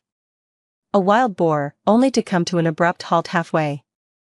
The ex-Special Forces bodyguard I hired pinned him against the wall with a joint lock. Calmly, I fished the still-recording phone from Zhao Cheng's pocket. The screen clearly showed a message from Lin Qingqing sent 3 minutes ago. Get a clear shot. I want to see her stripped naked. Surprised, I tapped his head with the edge of my phone. In my past life, it was also on this very road that I encountered those thugs, which led to the final tragedy. Looking back now, it couldn't have been unrelated to Lin Qingqing. From the very beginning, she wanted me dead. I've had my suspicions for a long time. Even if I took the fall for them in my past life, it shouldn't have led to those vile rumors spreading across campus. Dating itself is widely accepted among young people. How could it have led to such a dire outcome for me? Being reborn allowed me to discover early on that it was Lin Qingqing who instigated her little clique to spread those rumors, and those thugs at the end. She's definitely connected to them, too. The wail of sirens grew louder, and I spoke over Zhao Cheng's furious shouts. This video, along with your record for molesting that female student 2 years ago, will make the news. Then, I walked toward the bright path illuminated by the approaching police cars. 13 In the end, Zhao Cheng was sentenced to 13 years in prison for attempted rape and the sexual assault of a female student. Prison surveillance footage showed him banging his head against the wall every night. As one of the most despised crimes, his fellow inmates carved the word rapist into his arm using a toothbrush handle. As for Lin Qingqing, she still wore her school uniform during the trial, but no one remembered it was once the uniform of a top-tier city high school. Her mother and father publicly disowned her on the spot and absconded with the funds Xinyu had originally left for her final year of high school and subsequent university expenses. In the women's prison library, she'd always fixate on the wall-mounted TV, which was replaying my final performance. Rumor has it Xinyu skipped the college entrance exam and was found passed out in an internet cafe on exam day, his admission ticket stuffed inside an empty liquor bottle. On the day Xin Group declared bankruptcy, he stood on the rooftop of our alma mater and wrote me a letter. The letter was eventually folded into a paper airplane and launched into the rain along with his body, its message reading, "We could have been different." Hearing that news made me feel sick. like I'd swallowed a fly. The final performance at the art competition was Nirvana, expressing my anger and sorrow over the tragic experiences of my past life, my determination and hard work in this rebirth, and the joy of a new beginning. As the curtain fell, the audience erupted in applause, but someone in the judges' panel raised a sign that read, "Sorry." After the college entrance exams, my acceptance letter and Lin Qingqing's verdict arrived. On the same day, I used them to press the withered magnolia petals. On the morning I left home, my parents secretly tucked my very first pair of dance shoes into my suitcase. With Nirvana and those shoes, I set out on a new journey. The end. Story 2. I kept the poor school heartthrob, but he didn't like me, and he would charge me extra if we kissed too often. Later, my family went bankrupt. I tentatively probed him carefully, saying, "Xia Yuqin, the extra money you charged for our kisses is enough for me to keep another male model. Can you give me a discount?" The corners of his lips curved into a mocking arc as he refused me. Then, he kissed me for a long time and took all my money. I finally gave up. It turned out that he really only liked my money. During the club dinner party, the game of truth or dare heated up the whole atmosphere. Only I was absent-minded. Even though Xia Yuqin was sitting opposite me, my mind was filled with the earnest words my father had said to me this morning. "Lily, there's a high probability that our family will go bankrupt." Bankruptcy. Hey, Towley, what are you doing? It's your turn. Do you choose truth or dare? When I came back to my senses, I realized that everyone's eyes were on me. I slowly let out an "oh" and said, "Then I choose truth." The questioner cleared his throat. "Towley, may I ask, are you in a relationship now?" Suddenly, Xia Yuqin opposite me knocked the cup in his hand on the table. Neither too hard nor too soft. I looked up at the sound and met his deep gaze. I understood what he meant. He was warning me not to mention him. Of course I wouldn't. After all, we were just in a sugar baby relationship. I shook my head seriously and said, "No, I'm not." After answering, I even gave Xia Yuqin a look that said, "Don't worry," but he stopped looking at me. The upper half of his face was hidden in the dim light, and I could only see him lightly twitch his lips. I wasn't pressed with more questions, and soon it was someone else's turn. I sank back into the anxiety of my impending downfall. The most disappointing thing was that I was probably about to be unable to afford to keep Xia Yuqin. I sighed and gulped down another glass of fruit beer. I don't know how long it had passed. When it was my turn again, I was already so drunk that I was dizzy. "Towley, do you choose truth or dare this time?" Alcohol emboldened me. I knocked my cup on the table and said, "Dare." "Okay, let me see. Please randomly choose an opposite-sex person on the spot and kiss any part of his body." This was a godsend opportunity. Kissing Xia Yuqin in such an occasion, he surely wouldn't have the nerve to ask me for money. I blinked slowly, then propped myself up on the table and stood up, staggering over to Xia Yuqin. Our eyes met, and I informed him without room for refusal, "I'm going to kiss you." The private room fell into an eerie silence. The next second, it erupted into deafening laughter. "Come on, is Tao the junior student too drunk or crazy? Does she really have no self-awareness at all?" The last person who used the dare as an excuse to forcefully hug Brother Qin was thrown far away by Brother Qin. "I was just drunk, not stupid." I turned around and retorted to them righteously, "He will let me kiss him." It was clearly Xia Yuqin who took the initiative to let me keep him in the first place. He was not only a softie but also spent a lot of money, so he would always press me down and kiss me when we had the slightest disagreement. As his sugar mommy, I couldn't seem too stingy. I could only pretend to be nonchalant and give him most of my pocket money. After I finished speaking, they laughed even louder. Okay, let her kiss, don't stop her. I'm really looking forward to seeing how far she'll be thrown by Brother Qin." I was so angry that my ears seemed to be smoking. Even when I spoke to Xia Yuqin, there was a hint of venting my anger in my tone. "Bring your legs closer together, otherwise, how can I sit?" "Haha, I'm dying of laughter. She even wants to sit on Brother Qin's lap." Xia Yuqin had been lazily curling his lips throughout, and he wordlessly adjusted his sitting posture. I climbed onto his lap and sat sideways, satisfied. I kissed his side face. Under normal circumstances, I would have to pay him 88 yuan for this. Now I could get away with not paying. The private room fell silent in an instant, and everyone's jaws dropped to the ground. When Xia Yuqin looked down at me, his chin rubbed against my face. "Are you satisfied?"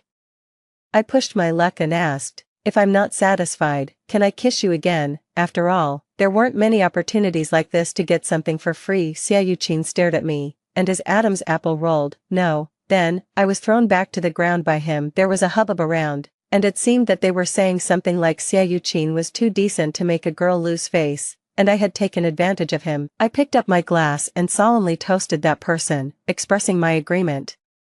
Saving 88 yuan was really taking advantage as the alcohol took effect. I was extremely sleepy. As soon as the dinner party ended, I went straight back to the apartment I rented off campus. I threw myself onto the sofa and closed my eyes. Not long after I fell asleep, Xia Yuqin also came back. One warm kiss after another landed on my face, nose, and forehead. I frowned and pushed him away. I want to sleep.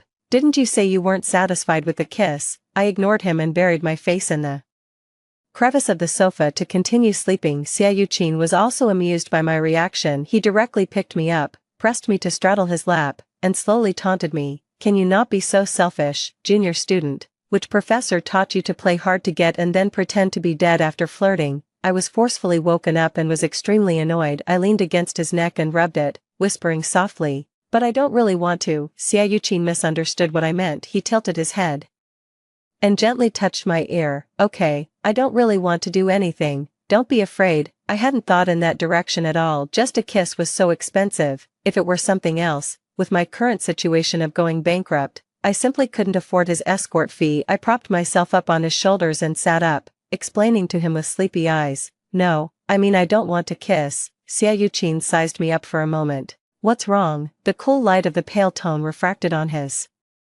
eyebrows and eyes when he stared at someone intently. It really gave people the illusion of deep affection. I was distracted by this illusion, and a glimmer of hope welled up in my heart. Because it's too expensive, I tentatively probed him carefully again. Xia Yuqin, the extra money you charged for our kisses is enough for me to keep another male model. Can you give me a discount? Xia Yuqin stared at me without speaking. I somehow felt a chill down my spine. After a long while, he finally nodded in understanding. You think I'm too expensive? Xia Yuqin's fingertips carelessly twirled around my hair. Do you know that if we change to another relationship, you won't have to spend a single penny? My eyes instantly lit up. A romantic relationship, a couple relationship. His gaze locked onto my face, and he didn't answer. After several more seconds, he said indifferently, it's a stranger relationship. Well, do you want to consider ending our relationship? It was like a bolt from the blue that wilted me. I was reluctant to part with Xia Yuqin and tried to bargain with him desperately. I don't want to end it. Is it really not possible to lower the price a little bit? The coldness in Xia Yuqin's eyes became more and more obvious. He was too lazy to waste words with me and directly forced a deal on me. He pressed me into his arms and kissed me for a long time while taking a breath. He bit my lower lip,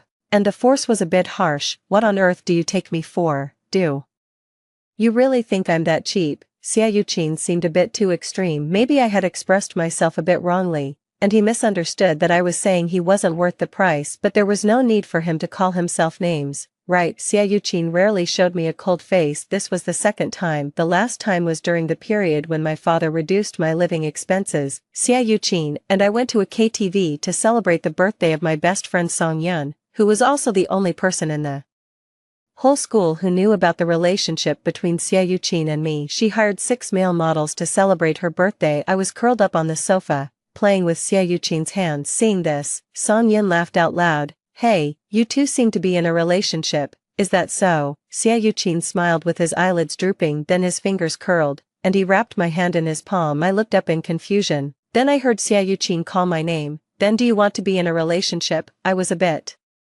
stunned. Was I going to change from an authoritative sugar mommy to a girlfriend? Song Yun reached out and poked me. Hurry up and agree. Agree quickly. If you agree, you won't have to spend so much money on him anymore. Money. This triggered a sensitive word. I immediately turned to look at Song Yun. She said contentedly, the money you save would be enough for you to keep several more male models at the same time, right? Song Yun paid 23,000 yuan a month to keep a male model. I was immersed in my own world and began to calculate the accounts attentively. I didn't even notice that the two of them were arguing. Xia Yuqin sneered. MS, Song's view of love allows for keeping other people while being in a relationship. What's wrong with that? I make it clear in advance. If they don't like it, they don't have to be in a relationship with me. And this kind of situation is quite common, isn't it? Song Yun took my arm and said, right, Tao Tao. I casually perfunctorily replied, MMM. Xia Yuqin didn't say anything more. I finally figured out that I had been giving Xia Yuqin so much money every month. If we were in a relationship, I could save a large sum of money. I hurriedly pulled at Xia Yuqin's sleeve and nodded enthusiastically. Okay, let's be in a relationship, Xiaoyu-chin. But for some reason, he suddenly changed his mind. I was just saying it casually. Xiaoyu-chin leaned over to pick up the cup on the coffee table and, taking the opportunity, pulled his sleeve back from my hand. My mood was like riding a roller coaster, and it instantly dropped. Song Yin couldn't stand it and snorted, Tao Tao, do we have to endure this kind of treatment even though we're spending money? Dump him, and I'll introduce you to other handsome guys. Xiaoyu-chin sneered disdainfully, lowered his eyes, and looked at the cup in his hand without saying a word. I feebly changed the subject. Acting as if nothing had happened. There was no way. Xiaoyu-chin was just too much in line with my aesthetic taste. I really couldn't bear to part with him, but it seemed that I had no choice but to part with him this time. Xiaoyu-chin took almost all of my pocket money for this month. I could no longer afford to keep this canary. The next morning, while he was still sound asleep, I sent him a message to terminate our relationship, blocked him, and then went back to school. Sorry, Senior Xia, after thinking about it all night, I've decided to terminate our relationship. I wish you to find a more generous sugar mommy. Suddenly becoming single again, coupled with the bankruptcy crisis, my depression seemed to have increased exponentially. During a boring class, I had already sighed 5 times. Tao Tao, why are you unhappy? Su Che, who was sitting next to me, asked me in a low voice. There was no need to hide the bankruptcy from my childhood sweetheart who had grown up with me. I lay on the table and told him my thoughts. I think I definitely need to find a part-time job to earn my living expenses, Su Che pondered for a moment and then said, actually, I haven't heard my parents say that Uncle Tao's company is in crisis, but since you want to earn money, would you like to apply to be my piano teacher? I shook my head with a good sense of self-awareness. I've only won a few awards that don't have much value. I don't have much skill, but it's more than enough to teach me. Tao Tao, 6 classes a month, 50,000 yuan, is that okay? I was swayed. Su Che gently persuaded me. Don't think too much. I just didn't like my previous piano teacher. I immediately became his hard worker. Boss, I will definitely teach you seriously. After class, Su Che and I left the teaching building together. I was still making an appointment with him for the teaching time of the first class. Then I saw Xiaoyu-chin standing at the entrance of the teaching building. He was looking at me, and there was an indescribable chill in his gaze. I found an excuse to persuade Su Che to leave. Then I walked up to Xiaoyu-chin worriedly. Are you looking for me? I was a bit worried that he had come to ask me for a breakup fee. Xiaoyu-chin looked at me coldly. After a moment, he finally spoke. What do you mean? Did you dump me because male models are cheaper? Under Xiaoyu-chin's oppressive questioning, I had to tell him the truth about the bankruptcy. Now, I can no longer afford to keep you. Xiaoyu-chin was stunned. Just because of this? Has nothing to do with male models. There was a big question mark on my head. Why do you keep bringing up male models? He smiled faintly, neither a smile nor a laugh. Didn't you mention it yesterday? I recalled it for a moment and then realized that he had misunderstood. I felt that my aesthetic taste had been insulted. How could I possibly dump him for a male model whose face I couldn't even remember? I was so angry that my voice involuntarily rose. I have no intention of keeping anyone else. I only mentioned male models to emphasize that Xiaoyu-chin was expensive. Hearing this, he let out a self-deprecating chuckle. His tense shoulders finally relaxed. When I saw Xiaoyu-chin raise his hand as if to hold me, I dodged it immediately. I kindly reminded him, Xiaoyu-chin, we've terminated our relationship. He casually let out an "oh" and said, I know, then let's be in a relationship. He didn't understand the key point at all. I really don't have any money to spend on you. I stood on tiptoe and leaned close to his ear, emphasizing it to him. He took the opportunity to put his arm around my waist, lifted me up 2 steps, so that I could look him in the eye. I have money to spend on you. After casually dealing with me, he took out his phone and opened the Moments app to edit a public post. Actually, I could understand his current mood. He felt a sense of crisis after suddenly losing his sugar mommy, so he was willing to please me a bit. Essentially, he still didn't believe that I was really poor. I stopped his hand that was typing and sincerely advised him, I'm not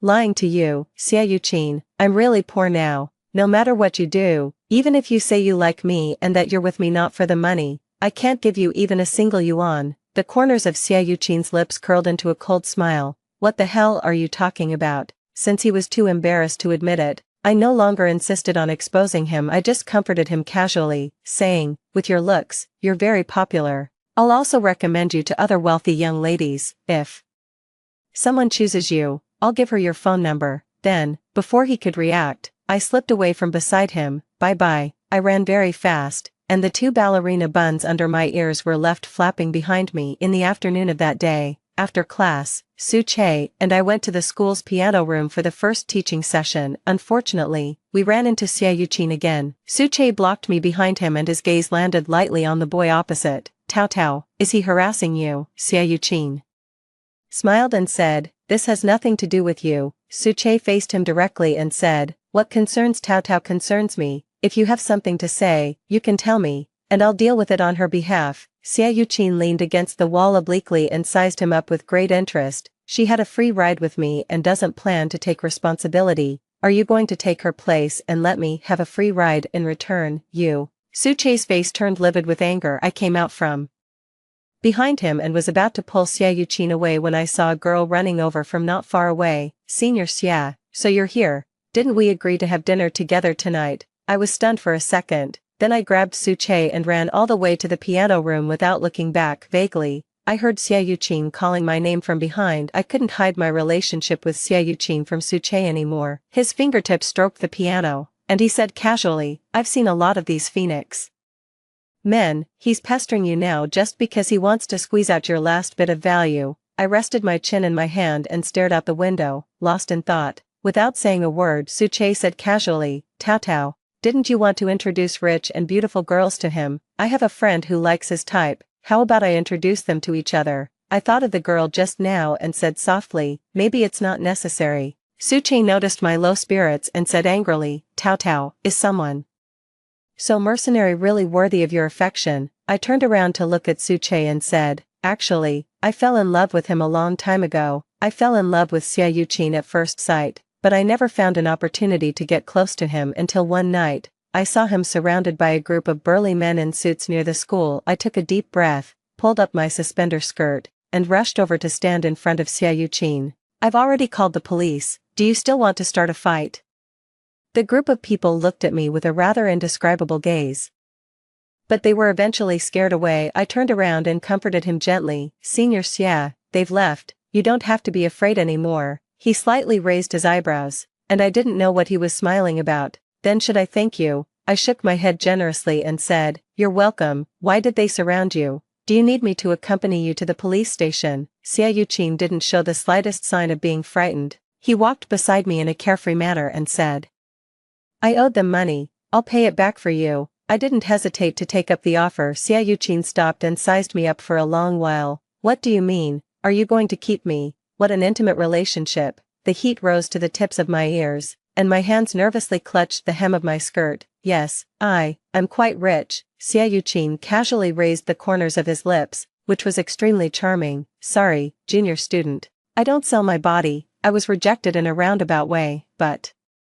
before we parted, I quietly stuffed a bank card without a password and with a limit of 50,000 yuan into his coat pocket. At that time, I just hoped that he could pay off the debt as soon as possible and avoid getting beaten again. The next time I saw him was 3 days later. Xiaoyu sneered. Do you know how much effort I put into finding you? Oh, I forgot to tell him my major and name that day. I thought he was coming to return the money, but Xiaoyu said that the situation of me secretly giving him money counted as forcibly keeping him, and he had to fulfill his obligations. From that day on, when he didn't have classes, he would go to my small apartment off campus to cook for me. On weekends, he would also accompany me to go shopping. Sometimes when he wanted to find me at school, I would seriously refuse. It was better not to let others know about this unseemly relationship, or else Xiaoyu reputation would be ruined. Our first kiss was on the night of my 19th birthday. All the lights in the apartment were turned off. I was kneeling in front of the coffee table, waiting for Xiaoyu to light the candles with a lighter. He knelt down beside me, struck the lighter but didn't hurry to light the candles. Tao Li, he tapped on the table with his knuckles and said in a flat tone,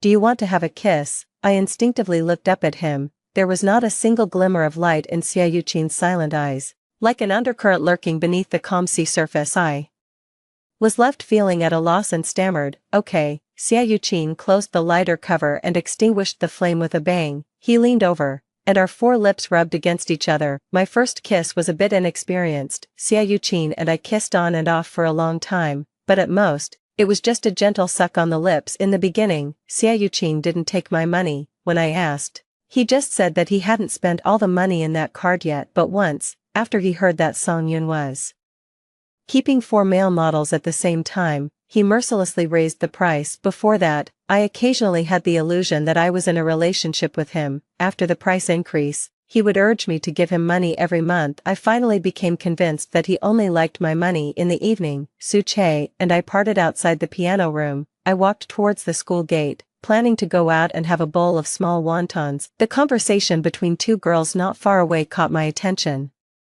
"Do you think the person at the door of the KTV just now won't be beaten to death?" "Right, who knows, it serves him right for not paying back the money. I heard he's the heartthrob of a junior year department. This isn't the first time he's owed debt." I stopped in my tracks. The 2 girls were chatting intently and didn't notice me. "You don't know, do you, that boy is said to have a sugar mommy. Now that he's been beaten beyond recognition, his sugar mommy will surely dump him." The most famous heartthrob in the junior year was Xie Yuqin. Before I knew it, I was already rushing towards the KTV. There were a lot of onlookers at the door, but none of them dared to step forward. A group of thugs formed a circle, and I couldn't see the person inside at all. "Stop hitting him," I called out to them unsteadily. "I've already called the police." "Go ahead and call," the leader sneered. "If he doesn't pay back the money, I'll kill him sooner or later. I'll pay it back for him." It didn't matter. I could still sell a few of my bags. "Who is he to you?" "He's my boyfriend," I said word by word. "Xie Yuqin is my boyfriend." I didn't understand why I blurted out boyfriend instead of friend or classmate.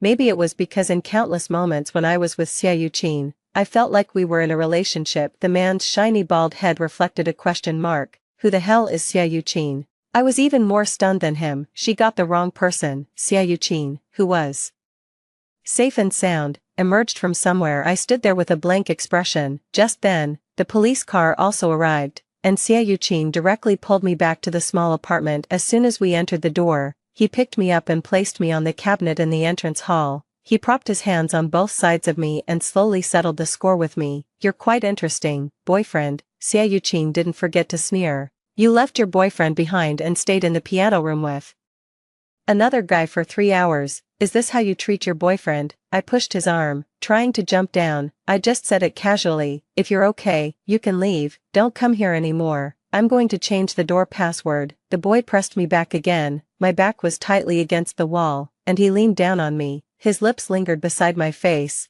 and he said in a low voice, "Do you want to deny our relationship?" After saying that, he gently bit the tip of my nose. My emotions had reached the breaking point, and tears fell uncontrollably. Xie Yuqin was stunned. I let myself cry out loud and pounded his shoulders randomly. "Don't touch me. When I liked you and asked if you wanted to be in a relationship, you refused me every time and took all my money. Now that I have no money and don't want to like you anymore, you're pestering me again. You clearly don't like me. What are you doing now?" Xie Yuqin pressed his lips tightly and didn't move. After a while, I was too tired from crying to hit him anymore. Xie Yuqin lifted my 2 legs and wrapped them around his waist, in a position like a koala hugging a tree branch. I was carried to the sofa and sat down. Xie Yuqin gently kissed the corner of my eye and then pulled back. He looked at me with a gaze as if I were a child throwing a tantrum. He smiled helplessly and said, "I've been in a relationship with my girlfriend for half a year, and she treats me like a gigolo. Do you really think I can kiss a girl I don't like?" I had my reasons and said, "It's because I give you money."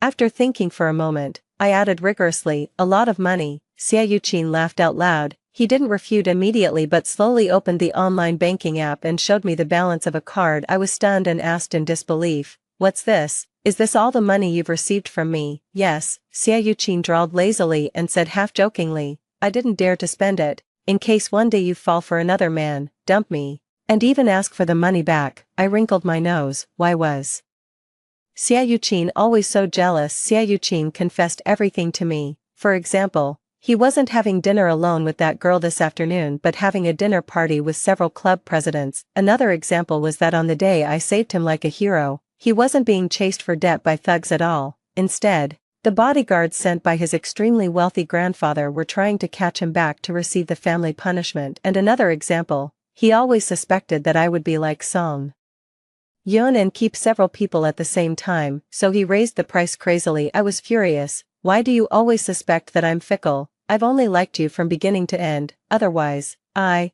Yuqin's gaze fixed on me gradually darkened. Before I could finish speaking, he kissed me heavily. Without giving me time to relax, he pried open my mouth, and our lips and tongues intertwined. His hands were no longer just stroking my waist, it was a completely unfamiliar experience that could numb my nerves. The whole process was like riding a roller coaster. The carriages were about to stop just as they were climbing to the highest point. Stuck in midair, the player was desperately in need of the administrator to manually push the control lever, but the administrator instead released his hand maliciously. Xia Yuqin casually accused me, "You've soiled the sofa." I was so anxious that I didn't know what to do. I reached out and hugged his neck, begging, "Xia Yuqin, don't bully me anymore." He rubbed the corner of my eye with his fingertips and sneered softly, "Why are you crying? You clearly like it." Only after I was half coerced and half persuaded to admit that I liked him did he pick me up and carry me to the bedroom. Xia Yuqin's dark eyes locked me tightly under his gaze. The emotions in his eyes were as intense as a storm about to break out, but he still looked calm on the surface. Later, he even blamed me in a hoarse voice for soiling the bed sheets, the desk, and the bay window.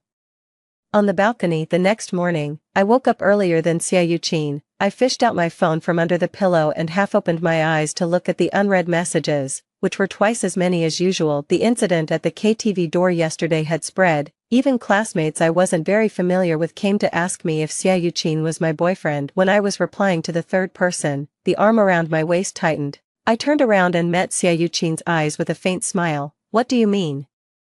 His gaze passed over my phone screen. "What do you mean Xia Yuqin isn't my boyfriend?" I blinked and said, "Well, he isn't." Xia Yuqin stared at me in disbelief for 2 seconds, then propped himself up on his arm and looked down at me. The thin quilt slipped down to his waist. "Then what was last night between us? A one-night stand?" Xia Yuqin's expression told me that he was almost going crazy with anger. I ignored him and said, "Something like that." After saying that, I turned over and continued playing with my phone. Xia Yuqin turned me over again and asked in a low voice, "Why?" "Because I haven't forgiven you yet." I was glad I wasn't a balloon, or I would have exploded long ago. Xia Yuqin actually pretended to be poor and deceived me for half a year. I couldn't forgive him so easily. Absolutely not. It was absolutely impossible. After I had enough rest, I got up, picked up the clothes on the carpet, put them on, and went back to school. Xia Yuqin half reclined on the bedside, and his sinister gaze was like that of someone looking at a heartless woman who had abandoned him after sleeping with him. In the afternoon of that day, the club members went on a team-building activity to an escape room. There were 8 people for each theme. I didn't know if it was a coincidence, but Xia Yuqin and I were assigned to the last group, and the horror index of this theme was higher than that of the previous ones. I was used to playing these and wasn't afraid, but it seemed that Xia Yuqin wasn't the same. Before entering the escape room, he gently tugged at my sleeve and said slowly, bargaining, "Junior student, I'm afraid of this kind of thing. I'll stick close to you later. Can you protect me?" I looked up and slowly sized up the 186-meter tall boy in front of me with broad shoulders and a narrow waist. I fell into a moment of thought. The vice president beside us clicked his tongue and said, "Xia Yuqin, are you a coward? Is that a problem?" Xia Yuqin didn't even bother to lift his eyes. Fine, then Tao Li, if you're not afraid, you can keep an eye on your senior Xia. We have to take care of 4 people who are afraid of ghosts over here." I had to agree. I reluctantly told him, "Well, if you're afraid later, just close your eyes and hold on to my sleeve. I'll lead you." Xia Yuqin didn't care about losing face and openly grabbed my sleeve now. He casually raised his eyebrows and said, "Thank you, junior student." So annoying. In the first 2 rooms of the escape room, there were no NPCs. Xia Yuqin just held on to my sleeve and didn't react much to the dark room. He could even provide clues when we were at a loss in solving the puzzles. As soon as the door of the 3rd room was opened, an NPC suddenly popped up in front of us. The first 6 people were so scared that they fled in all directions. Screams echoed through the corridor. Xia Yuqin was a bit slow-witted and slow to react. It took him 2 seconds to be scared, and in an instant, he pulled me into his arms. He bent over and buried his head in the crook of my neck. I patted his arm and said in a stiff tone, "Hey, the NPC has gone to scare the other people. You can get up now." Xia Yuqin didn't believe me and held me even tighter. Even his shoulders were trembling slightly, so he was really scared. I thought he was just pretending. When I spoke again, my voice involuntarily softened. "It's okay. Don't be afraid, Xia Yuqin." I raised my hand and gently stroked his back. "I'm not lying to you. I've driven the ghost away. I said I would protect you." Xia Yuqin paused, and his shoulders trembled even more. I didn't know why, but the more I comforted him, the more scared he seemed to get. Just as I was at a loss, he came to his senses and released me. Xia Yuqin lowered his eyes to hide his emotions, and his brows furrowed slightly. Forget it, Tao Li, when I'm scared, I'll hug you, and that will delay you from finding clues. I'd better go with the others, I don't want to hold you back. Xia Yuqin rarely had such a solemn expression. He took a step into the dark corridor but then retreated with a shudder. I grabbed his hand, unable to hold back my soft heart. What do you mean by holding me back? All 6 of them are scared. What if they all run away and leave you behind? I felt a bit awkward, and my voice also dropped. It's okay if you hug me when you're scared. I held his hand and walked while saying dryly, Xia Yuqin, you're so strange, you didn't hug me less before. Why are you being so polite all of a sudden? Xia Yuqin lazily followed behind me. Because I don't have that status anymore. Didn't you say you didn't want me? I forgot about that. I almost thought things were still the same as before. I pressed my lips together and stopped talking, focusing on finding clues to open the door. Finally, we escaped from the escape room, and I let out a long sigh of relief. Hey, what's going on with you two? The vice president pointed at the hands that Xia Yuqin and I were still holding and smiled meaningfully. Didn't you say you're not a couple? You're still pretending to us. I instinctively let go of Xia Yuqin's hand. My mind was racing, trying to come up with a convincing reason. Xia Yuqin had already slowly opened his mouth. We're indeed not a couple, he said calmly. I'm pursuing her. Since then, Xia Yuqin no longer avoided anything. He became more and more thick-skinned and would stick to me even during classes, meetings, and club activities. It was really annoying. One rare night, he went to a friend's birthday party and didn't pester me, but soon, I received a video from a friend. The lighting in the private room was dim, but I still saw Xia Yuqin at a glance. He was holding an ashtray in his hand and smashing it on another boy's head. His actions were resolute, without the slightest scruple. There were a bunch of people around trying to stop the fight, and it was in a complete mess. Tao. My boyfriend was also at the scene. He said that Senior Xia started the fight because someone spoke ill of you. The boy who was beaten was drunk and mentioned me. He said that Xia Yuqin had been pursuing me for so long,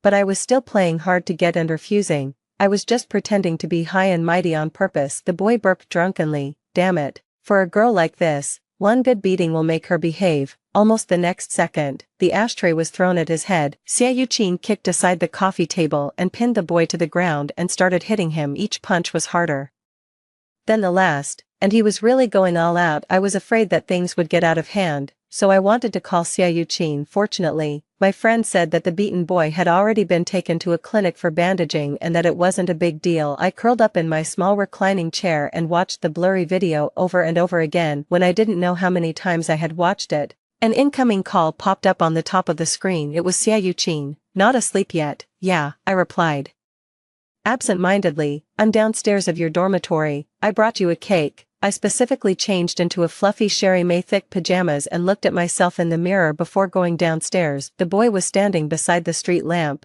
wearing only a thin coat over his grayish-white hoodie. He had a sense of quiet and clear loneliness. It was hard to associate him with the fierce person in the video. I took the bag from his hand. Inside was a box of cherry cake. I just glanced at it and asked him in a low voice, did you have a good time tonight? Xia Yuqin's expression didn't change. It was okay. He was even as carefree as ever. Almost everyone except me brought their significant other. I was bored being alone, so I left early. My gaze landed on his right hand that was in his pocket. Xia Yuqin, why don't you take your right hand out? The boy's gaze paused, realizing what I meant. He simply stretched out his right hand boldly. Some of the wounds on his knuckles were even still oozing blood. Xia Yuqin didn't seem to care at all. That guy had a foul mouth when he was drunk. I just helped him sober up a bit. I held his hand and stared at the wound without saying a word. Xia Yuqin wasn't a weakling. I was the soft-hearted one, because I was already so soft-hearted that I wanted to forgive him. Xia Yuqin seemed to know what I was thinking. He smiled and said, it's just a minor injury, baby.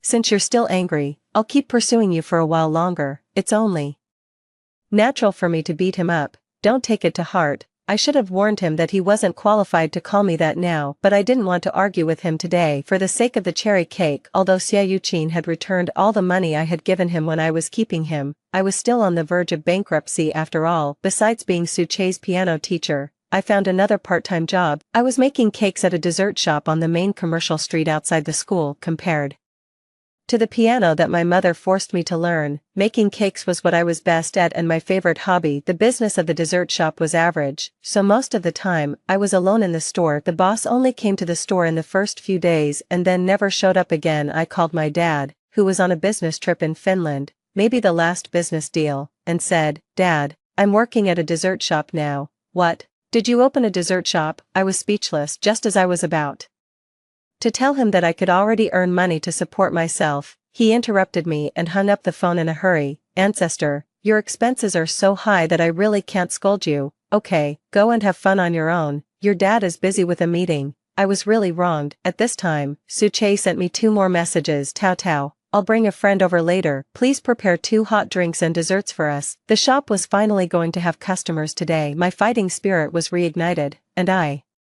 put on my Peter Rabbit apron and started working hard. When Suche and the other person arrived, I had just placed 2 raspberry cheesecakes on the table. There was a girl behind Suche whom I had never seen before. "Who is this?" The girl looked at me. Suche smiled naturally and said, "My girlfriend." I turned my head mechanically. I looked at Suche as if he were a dead person. When he walked up to me, I realized that his smile had frozen. My mom insisted on matching me with her. "Tao Tao, please help me. It will only take half an hour at most. I'll triple your salary next month." The temptation of money was really too great. I nodded very reluctantly. Although I hadn't gotten back together with Xia Yuqin yet, I still felt something was strange. I felt an indescribable sense of guilt, and this faint sense of guilt expanded countless times when Xia Yuqin suddenly appeared in the store. I seemed to still be sitting next to Suche, but in fact, I had been feeling uneasy for a while. Xia Yuqin's gaze passed over the 3 of us indifferently.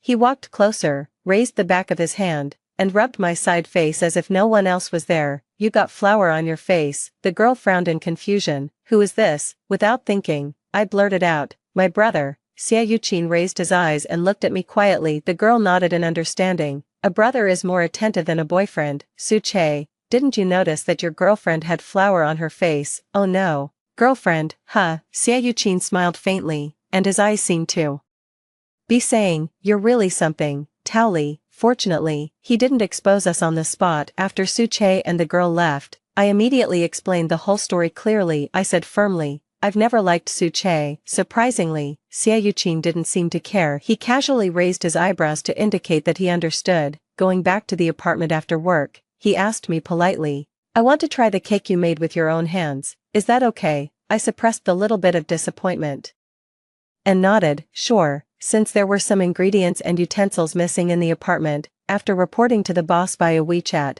I packed some things from the store and took them home. This boss was really nice and easygoing, almost always saying yes to my requests. When I was folding the apron and planning to put it in my bag, Xia Yuqin came over and said, "You don't need to take this." He looked at me and said, "I bought one for you." I let out an "oh" and put the apron back in place. I had noticed half a year ago that Xia Yuqin was very considerate in many things, but this time I was overthinking it. I looked at the apron on me in the mirror and pursed my lips, not very satisfied. I started to explain to Xia Yuqin, "Don't buy this kind of lace apron next time. It's flashy but not practical and can easily get snagged and broken." After I finished speaking, I saw him staring at me without saying a word. I poked his side face unhappily. "Remember?" He nodded indifferently, brushed the stray hair by my ear with his hand, and murmured in a low voice, "I also bought a hair scarf. Do you want to wear it?" It was a triangular hair scarf of the same lace style. I tried it on. I liked it so much that I didn't want to take it off. However, were these sold in the supermarket? I didn't dwell on it anymore and went into the kitchen to start preparing. Xia Yuqin came out of the shower while I was kneading the dough. He hugged me from behind. "You look cute." He commented on my apron and hair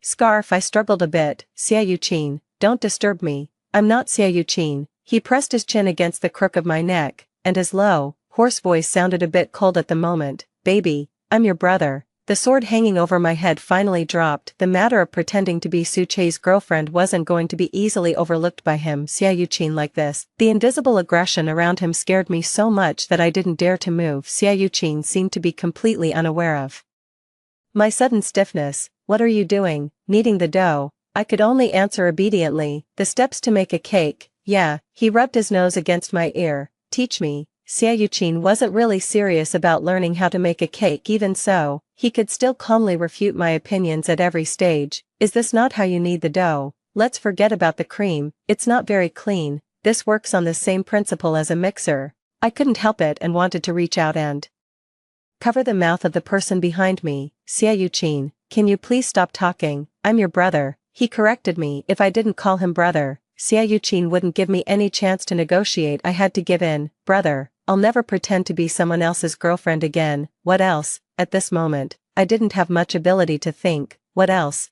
Do you want to be in a relationship with me? I nodded eagerly. Yes. Xiaoqin was satisfied and stopped saying things that made me feel embarrassed. It was only then that I realized he actually had many hidden hobbies. For example, there were some unspeakable clothes hanging in the innermost part of the closet. I woke up at 11:30 the next day. I was the only one in the bedroom. I woke up instantly and took out my phone, planning to call the boss and apologize, but at 6 o'clock in the morning, the boss had already sent me a message, informing me that the dessert shop would be closed for 2 days. I let out a sigh of relief and stuffed myself back into the quilt to stay in bed. When I scrolled up the chat window, I saw an unread message from my dad at 10 o'clock last night. He had already returned from Finland. I got up, washed up, called Xiaoqin, who was having a class at school, and then went straight home. I couldn't wait to share my experience of working hard to earn money with my dad. He put his fingers on the bridge of his nose and fell into thought. After a while, he asked me cautiously, "Is it because I haven't transferred your pocket money this month that you thought our family was going to go bankrupt?" I looked at him in disbelief. I jumped up from the sofa with a whoosh. "You said it yourself." I was so excited that my bangs were fluttering as I recreated the scene for him that day. Just like usual, I put my hands together and asked him for my living expenses. "Thank you, Dad. I love you the most. Please give me an extra 50,000 yuan this month." I had no choice. Xiaoqin always took 80% of my money, and I didn't even have enough money to buy a bag. He reluctantly transferred the money to me. He was still muttering very softly, "Lily, there's a high probability that our family is going to go bankrupt," although I didn't hear the middle part clearly, but it should have been something about the company having problems. Now that I thought about it, I realized something was wrong. The middle-aged father was so angry that his temples were throbbing. "Didn't you listen carefully when I was talking to you? I meant that if your pocket money keeps increasing by 50,000 yuan every month, there's a high probability that our family will go bankrupt." I had never felt so complicated anyway. The surprise brought by the news that the bankruptcy crisis was fake overwhelmed all other feelings. I kissed my dad on his shiny bald forehead and then rushed back to school to find Xiaoqin. He was having a meeting in the club office. The vice president was discussing the event venue with him. "Okay, I understand. It's almost time for lunch. Let's go out and eat something." Xiaoqin's posture leaning back in the swivel chair was not very proper, and what he said was even more annoying. "Yes, Tali is my girlfriend," the vice president, who asked. "I'm asking if you're going out to eat." There was a hint of superiority in Xiaoqin's tone. "Of course, I'm waiting for my girlfriend to eat with me. Get lost, get lost." The vice president couldn't stand it anymore. I also felt quite embarrassed when I heard this outside the door. Throughout the whole day, Xiaoqin was like a peacock spreading its feathers. He almost announced our relationship to every one of his friends, especially when facing Suche. Xiaoqin gently threatened me 3 times not to speak. He pulled me behind him and lazily curled his lips. He said to Suche, "My girlfriend asked me to tell you that she's not bankrupt. You'd better find someone else as your piano teacher, junior student." Suche had a blank expression and his gaze passed over Xiaoqin too. "Look at me, Tao Tao, what on earth is going on?" Xiaoqin blocked his line of sight again and smiled condescendingly as he informed, "Her matters are my matters, junior student. Isn't it okay for you to talk to me directly if you have any problems?" Suche stared at him expressionlessly for 2 seconds and then sneered, "Fine, then I'll tell you directly. It's nothing much. I just want to persuade Tao Tao to think it through. After all, being in a relationship is different from a sugar baby relationship. You can have several men when you're keeping someone, but you can only have one when you're in a relationship. By the way, Tao Tao, did you see Song Yan's Moments post yesterday? A new batch of male models came to the club, and they're even better looking than Senior Xia." When Suche left with a sneer, Xiaoqin's face was so gloomy that it seemed as if water could drip from it, especially when he caught me clicking on Song Yan's Moments out of curiosity that night. "It's not Xiaoqin, I can explain." I futilely shrank into the quilt. He turned around and opened the innermost cabinet. "Do you want to choose or should I?"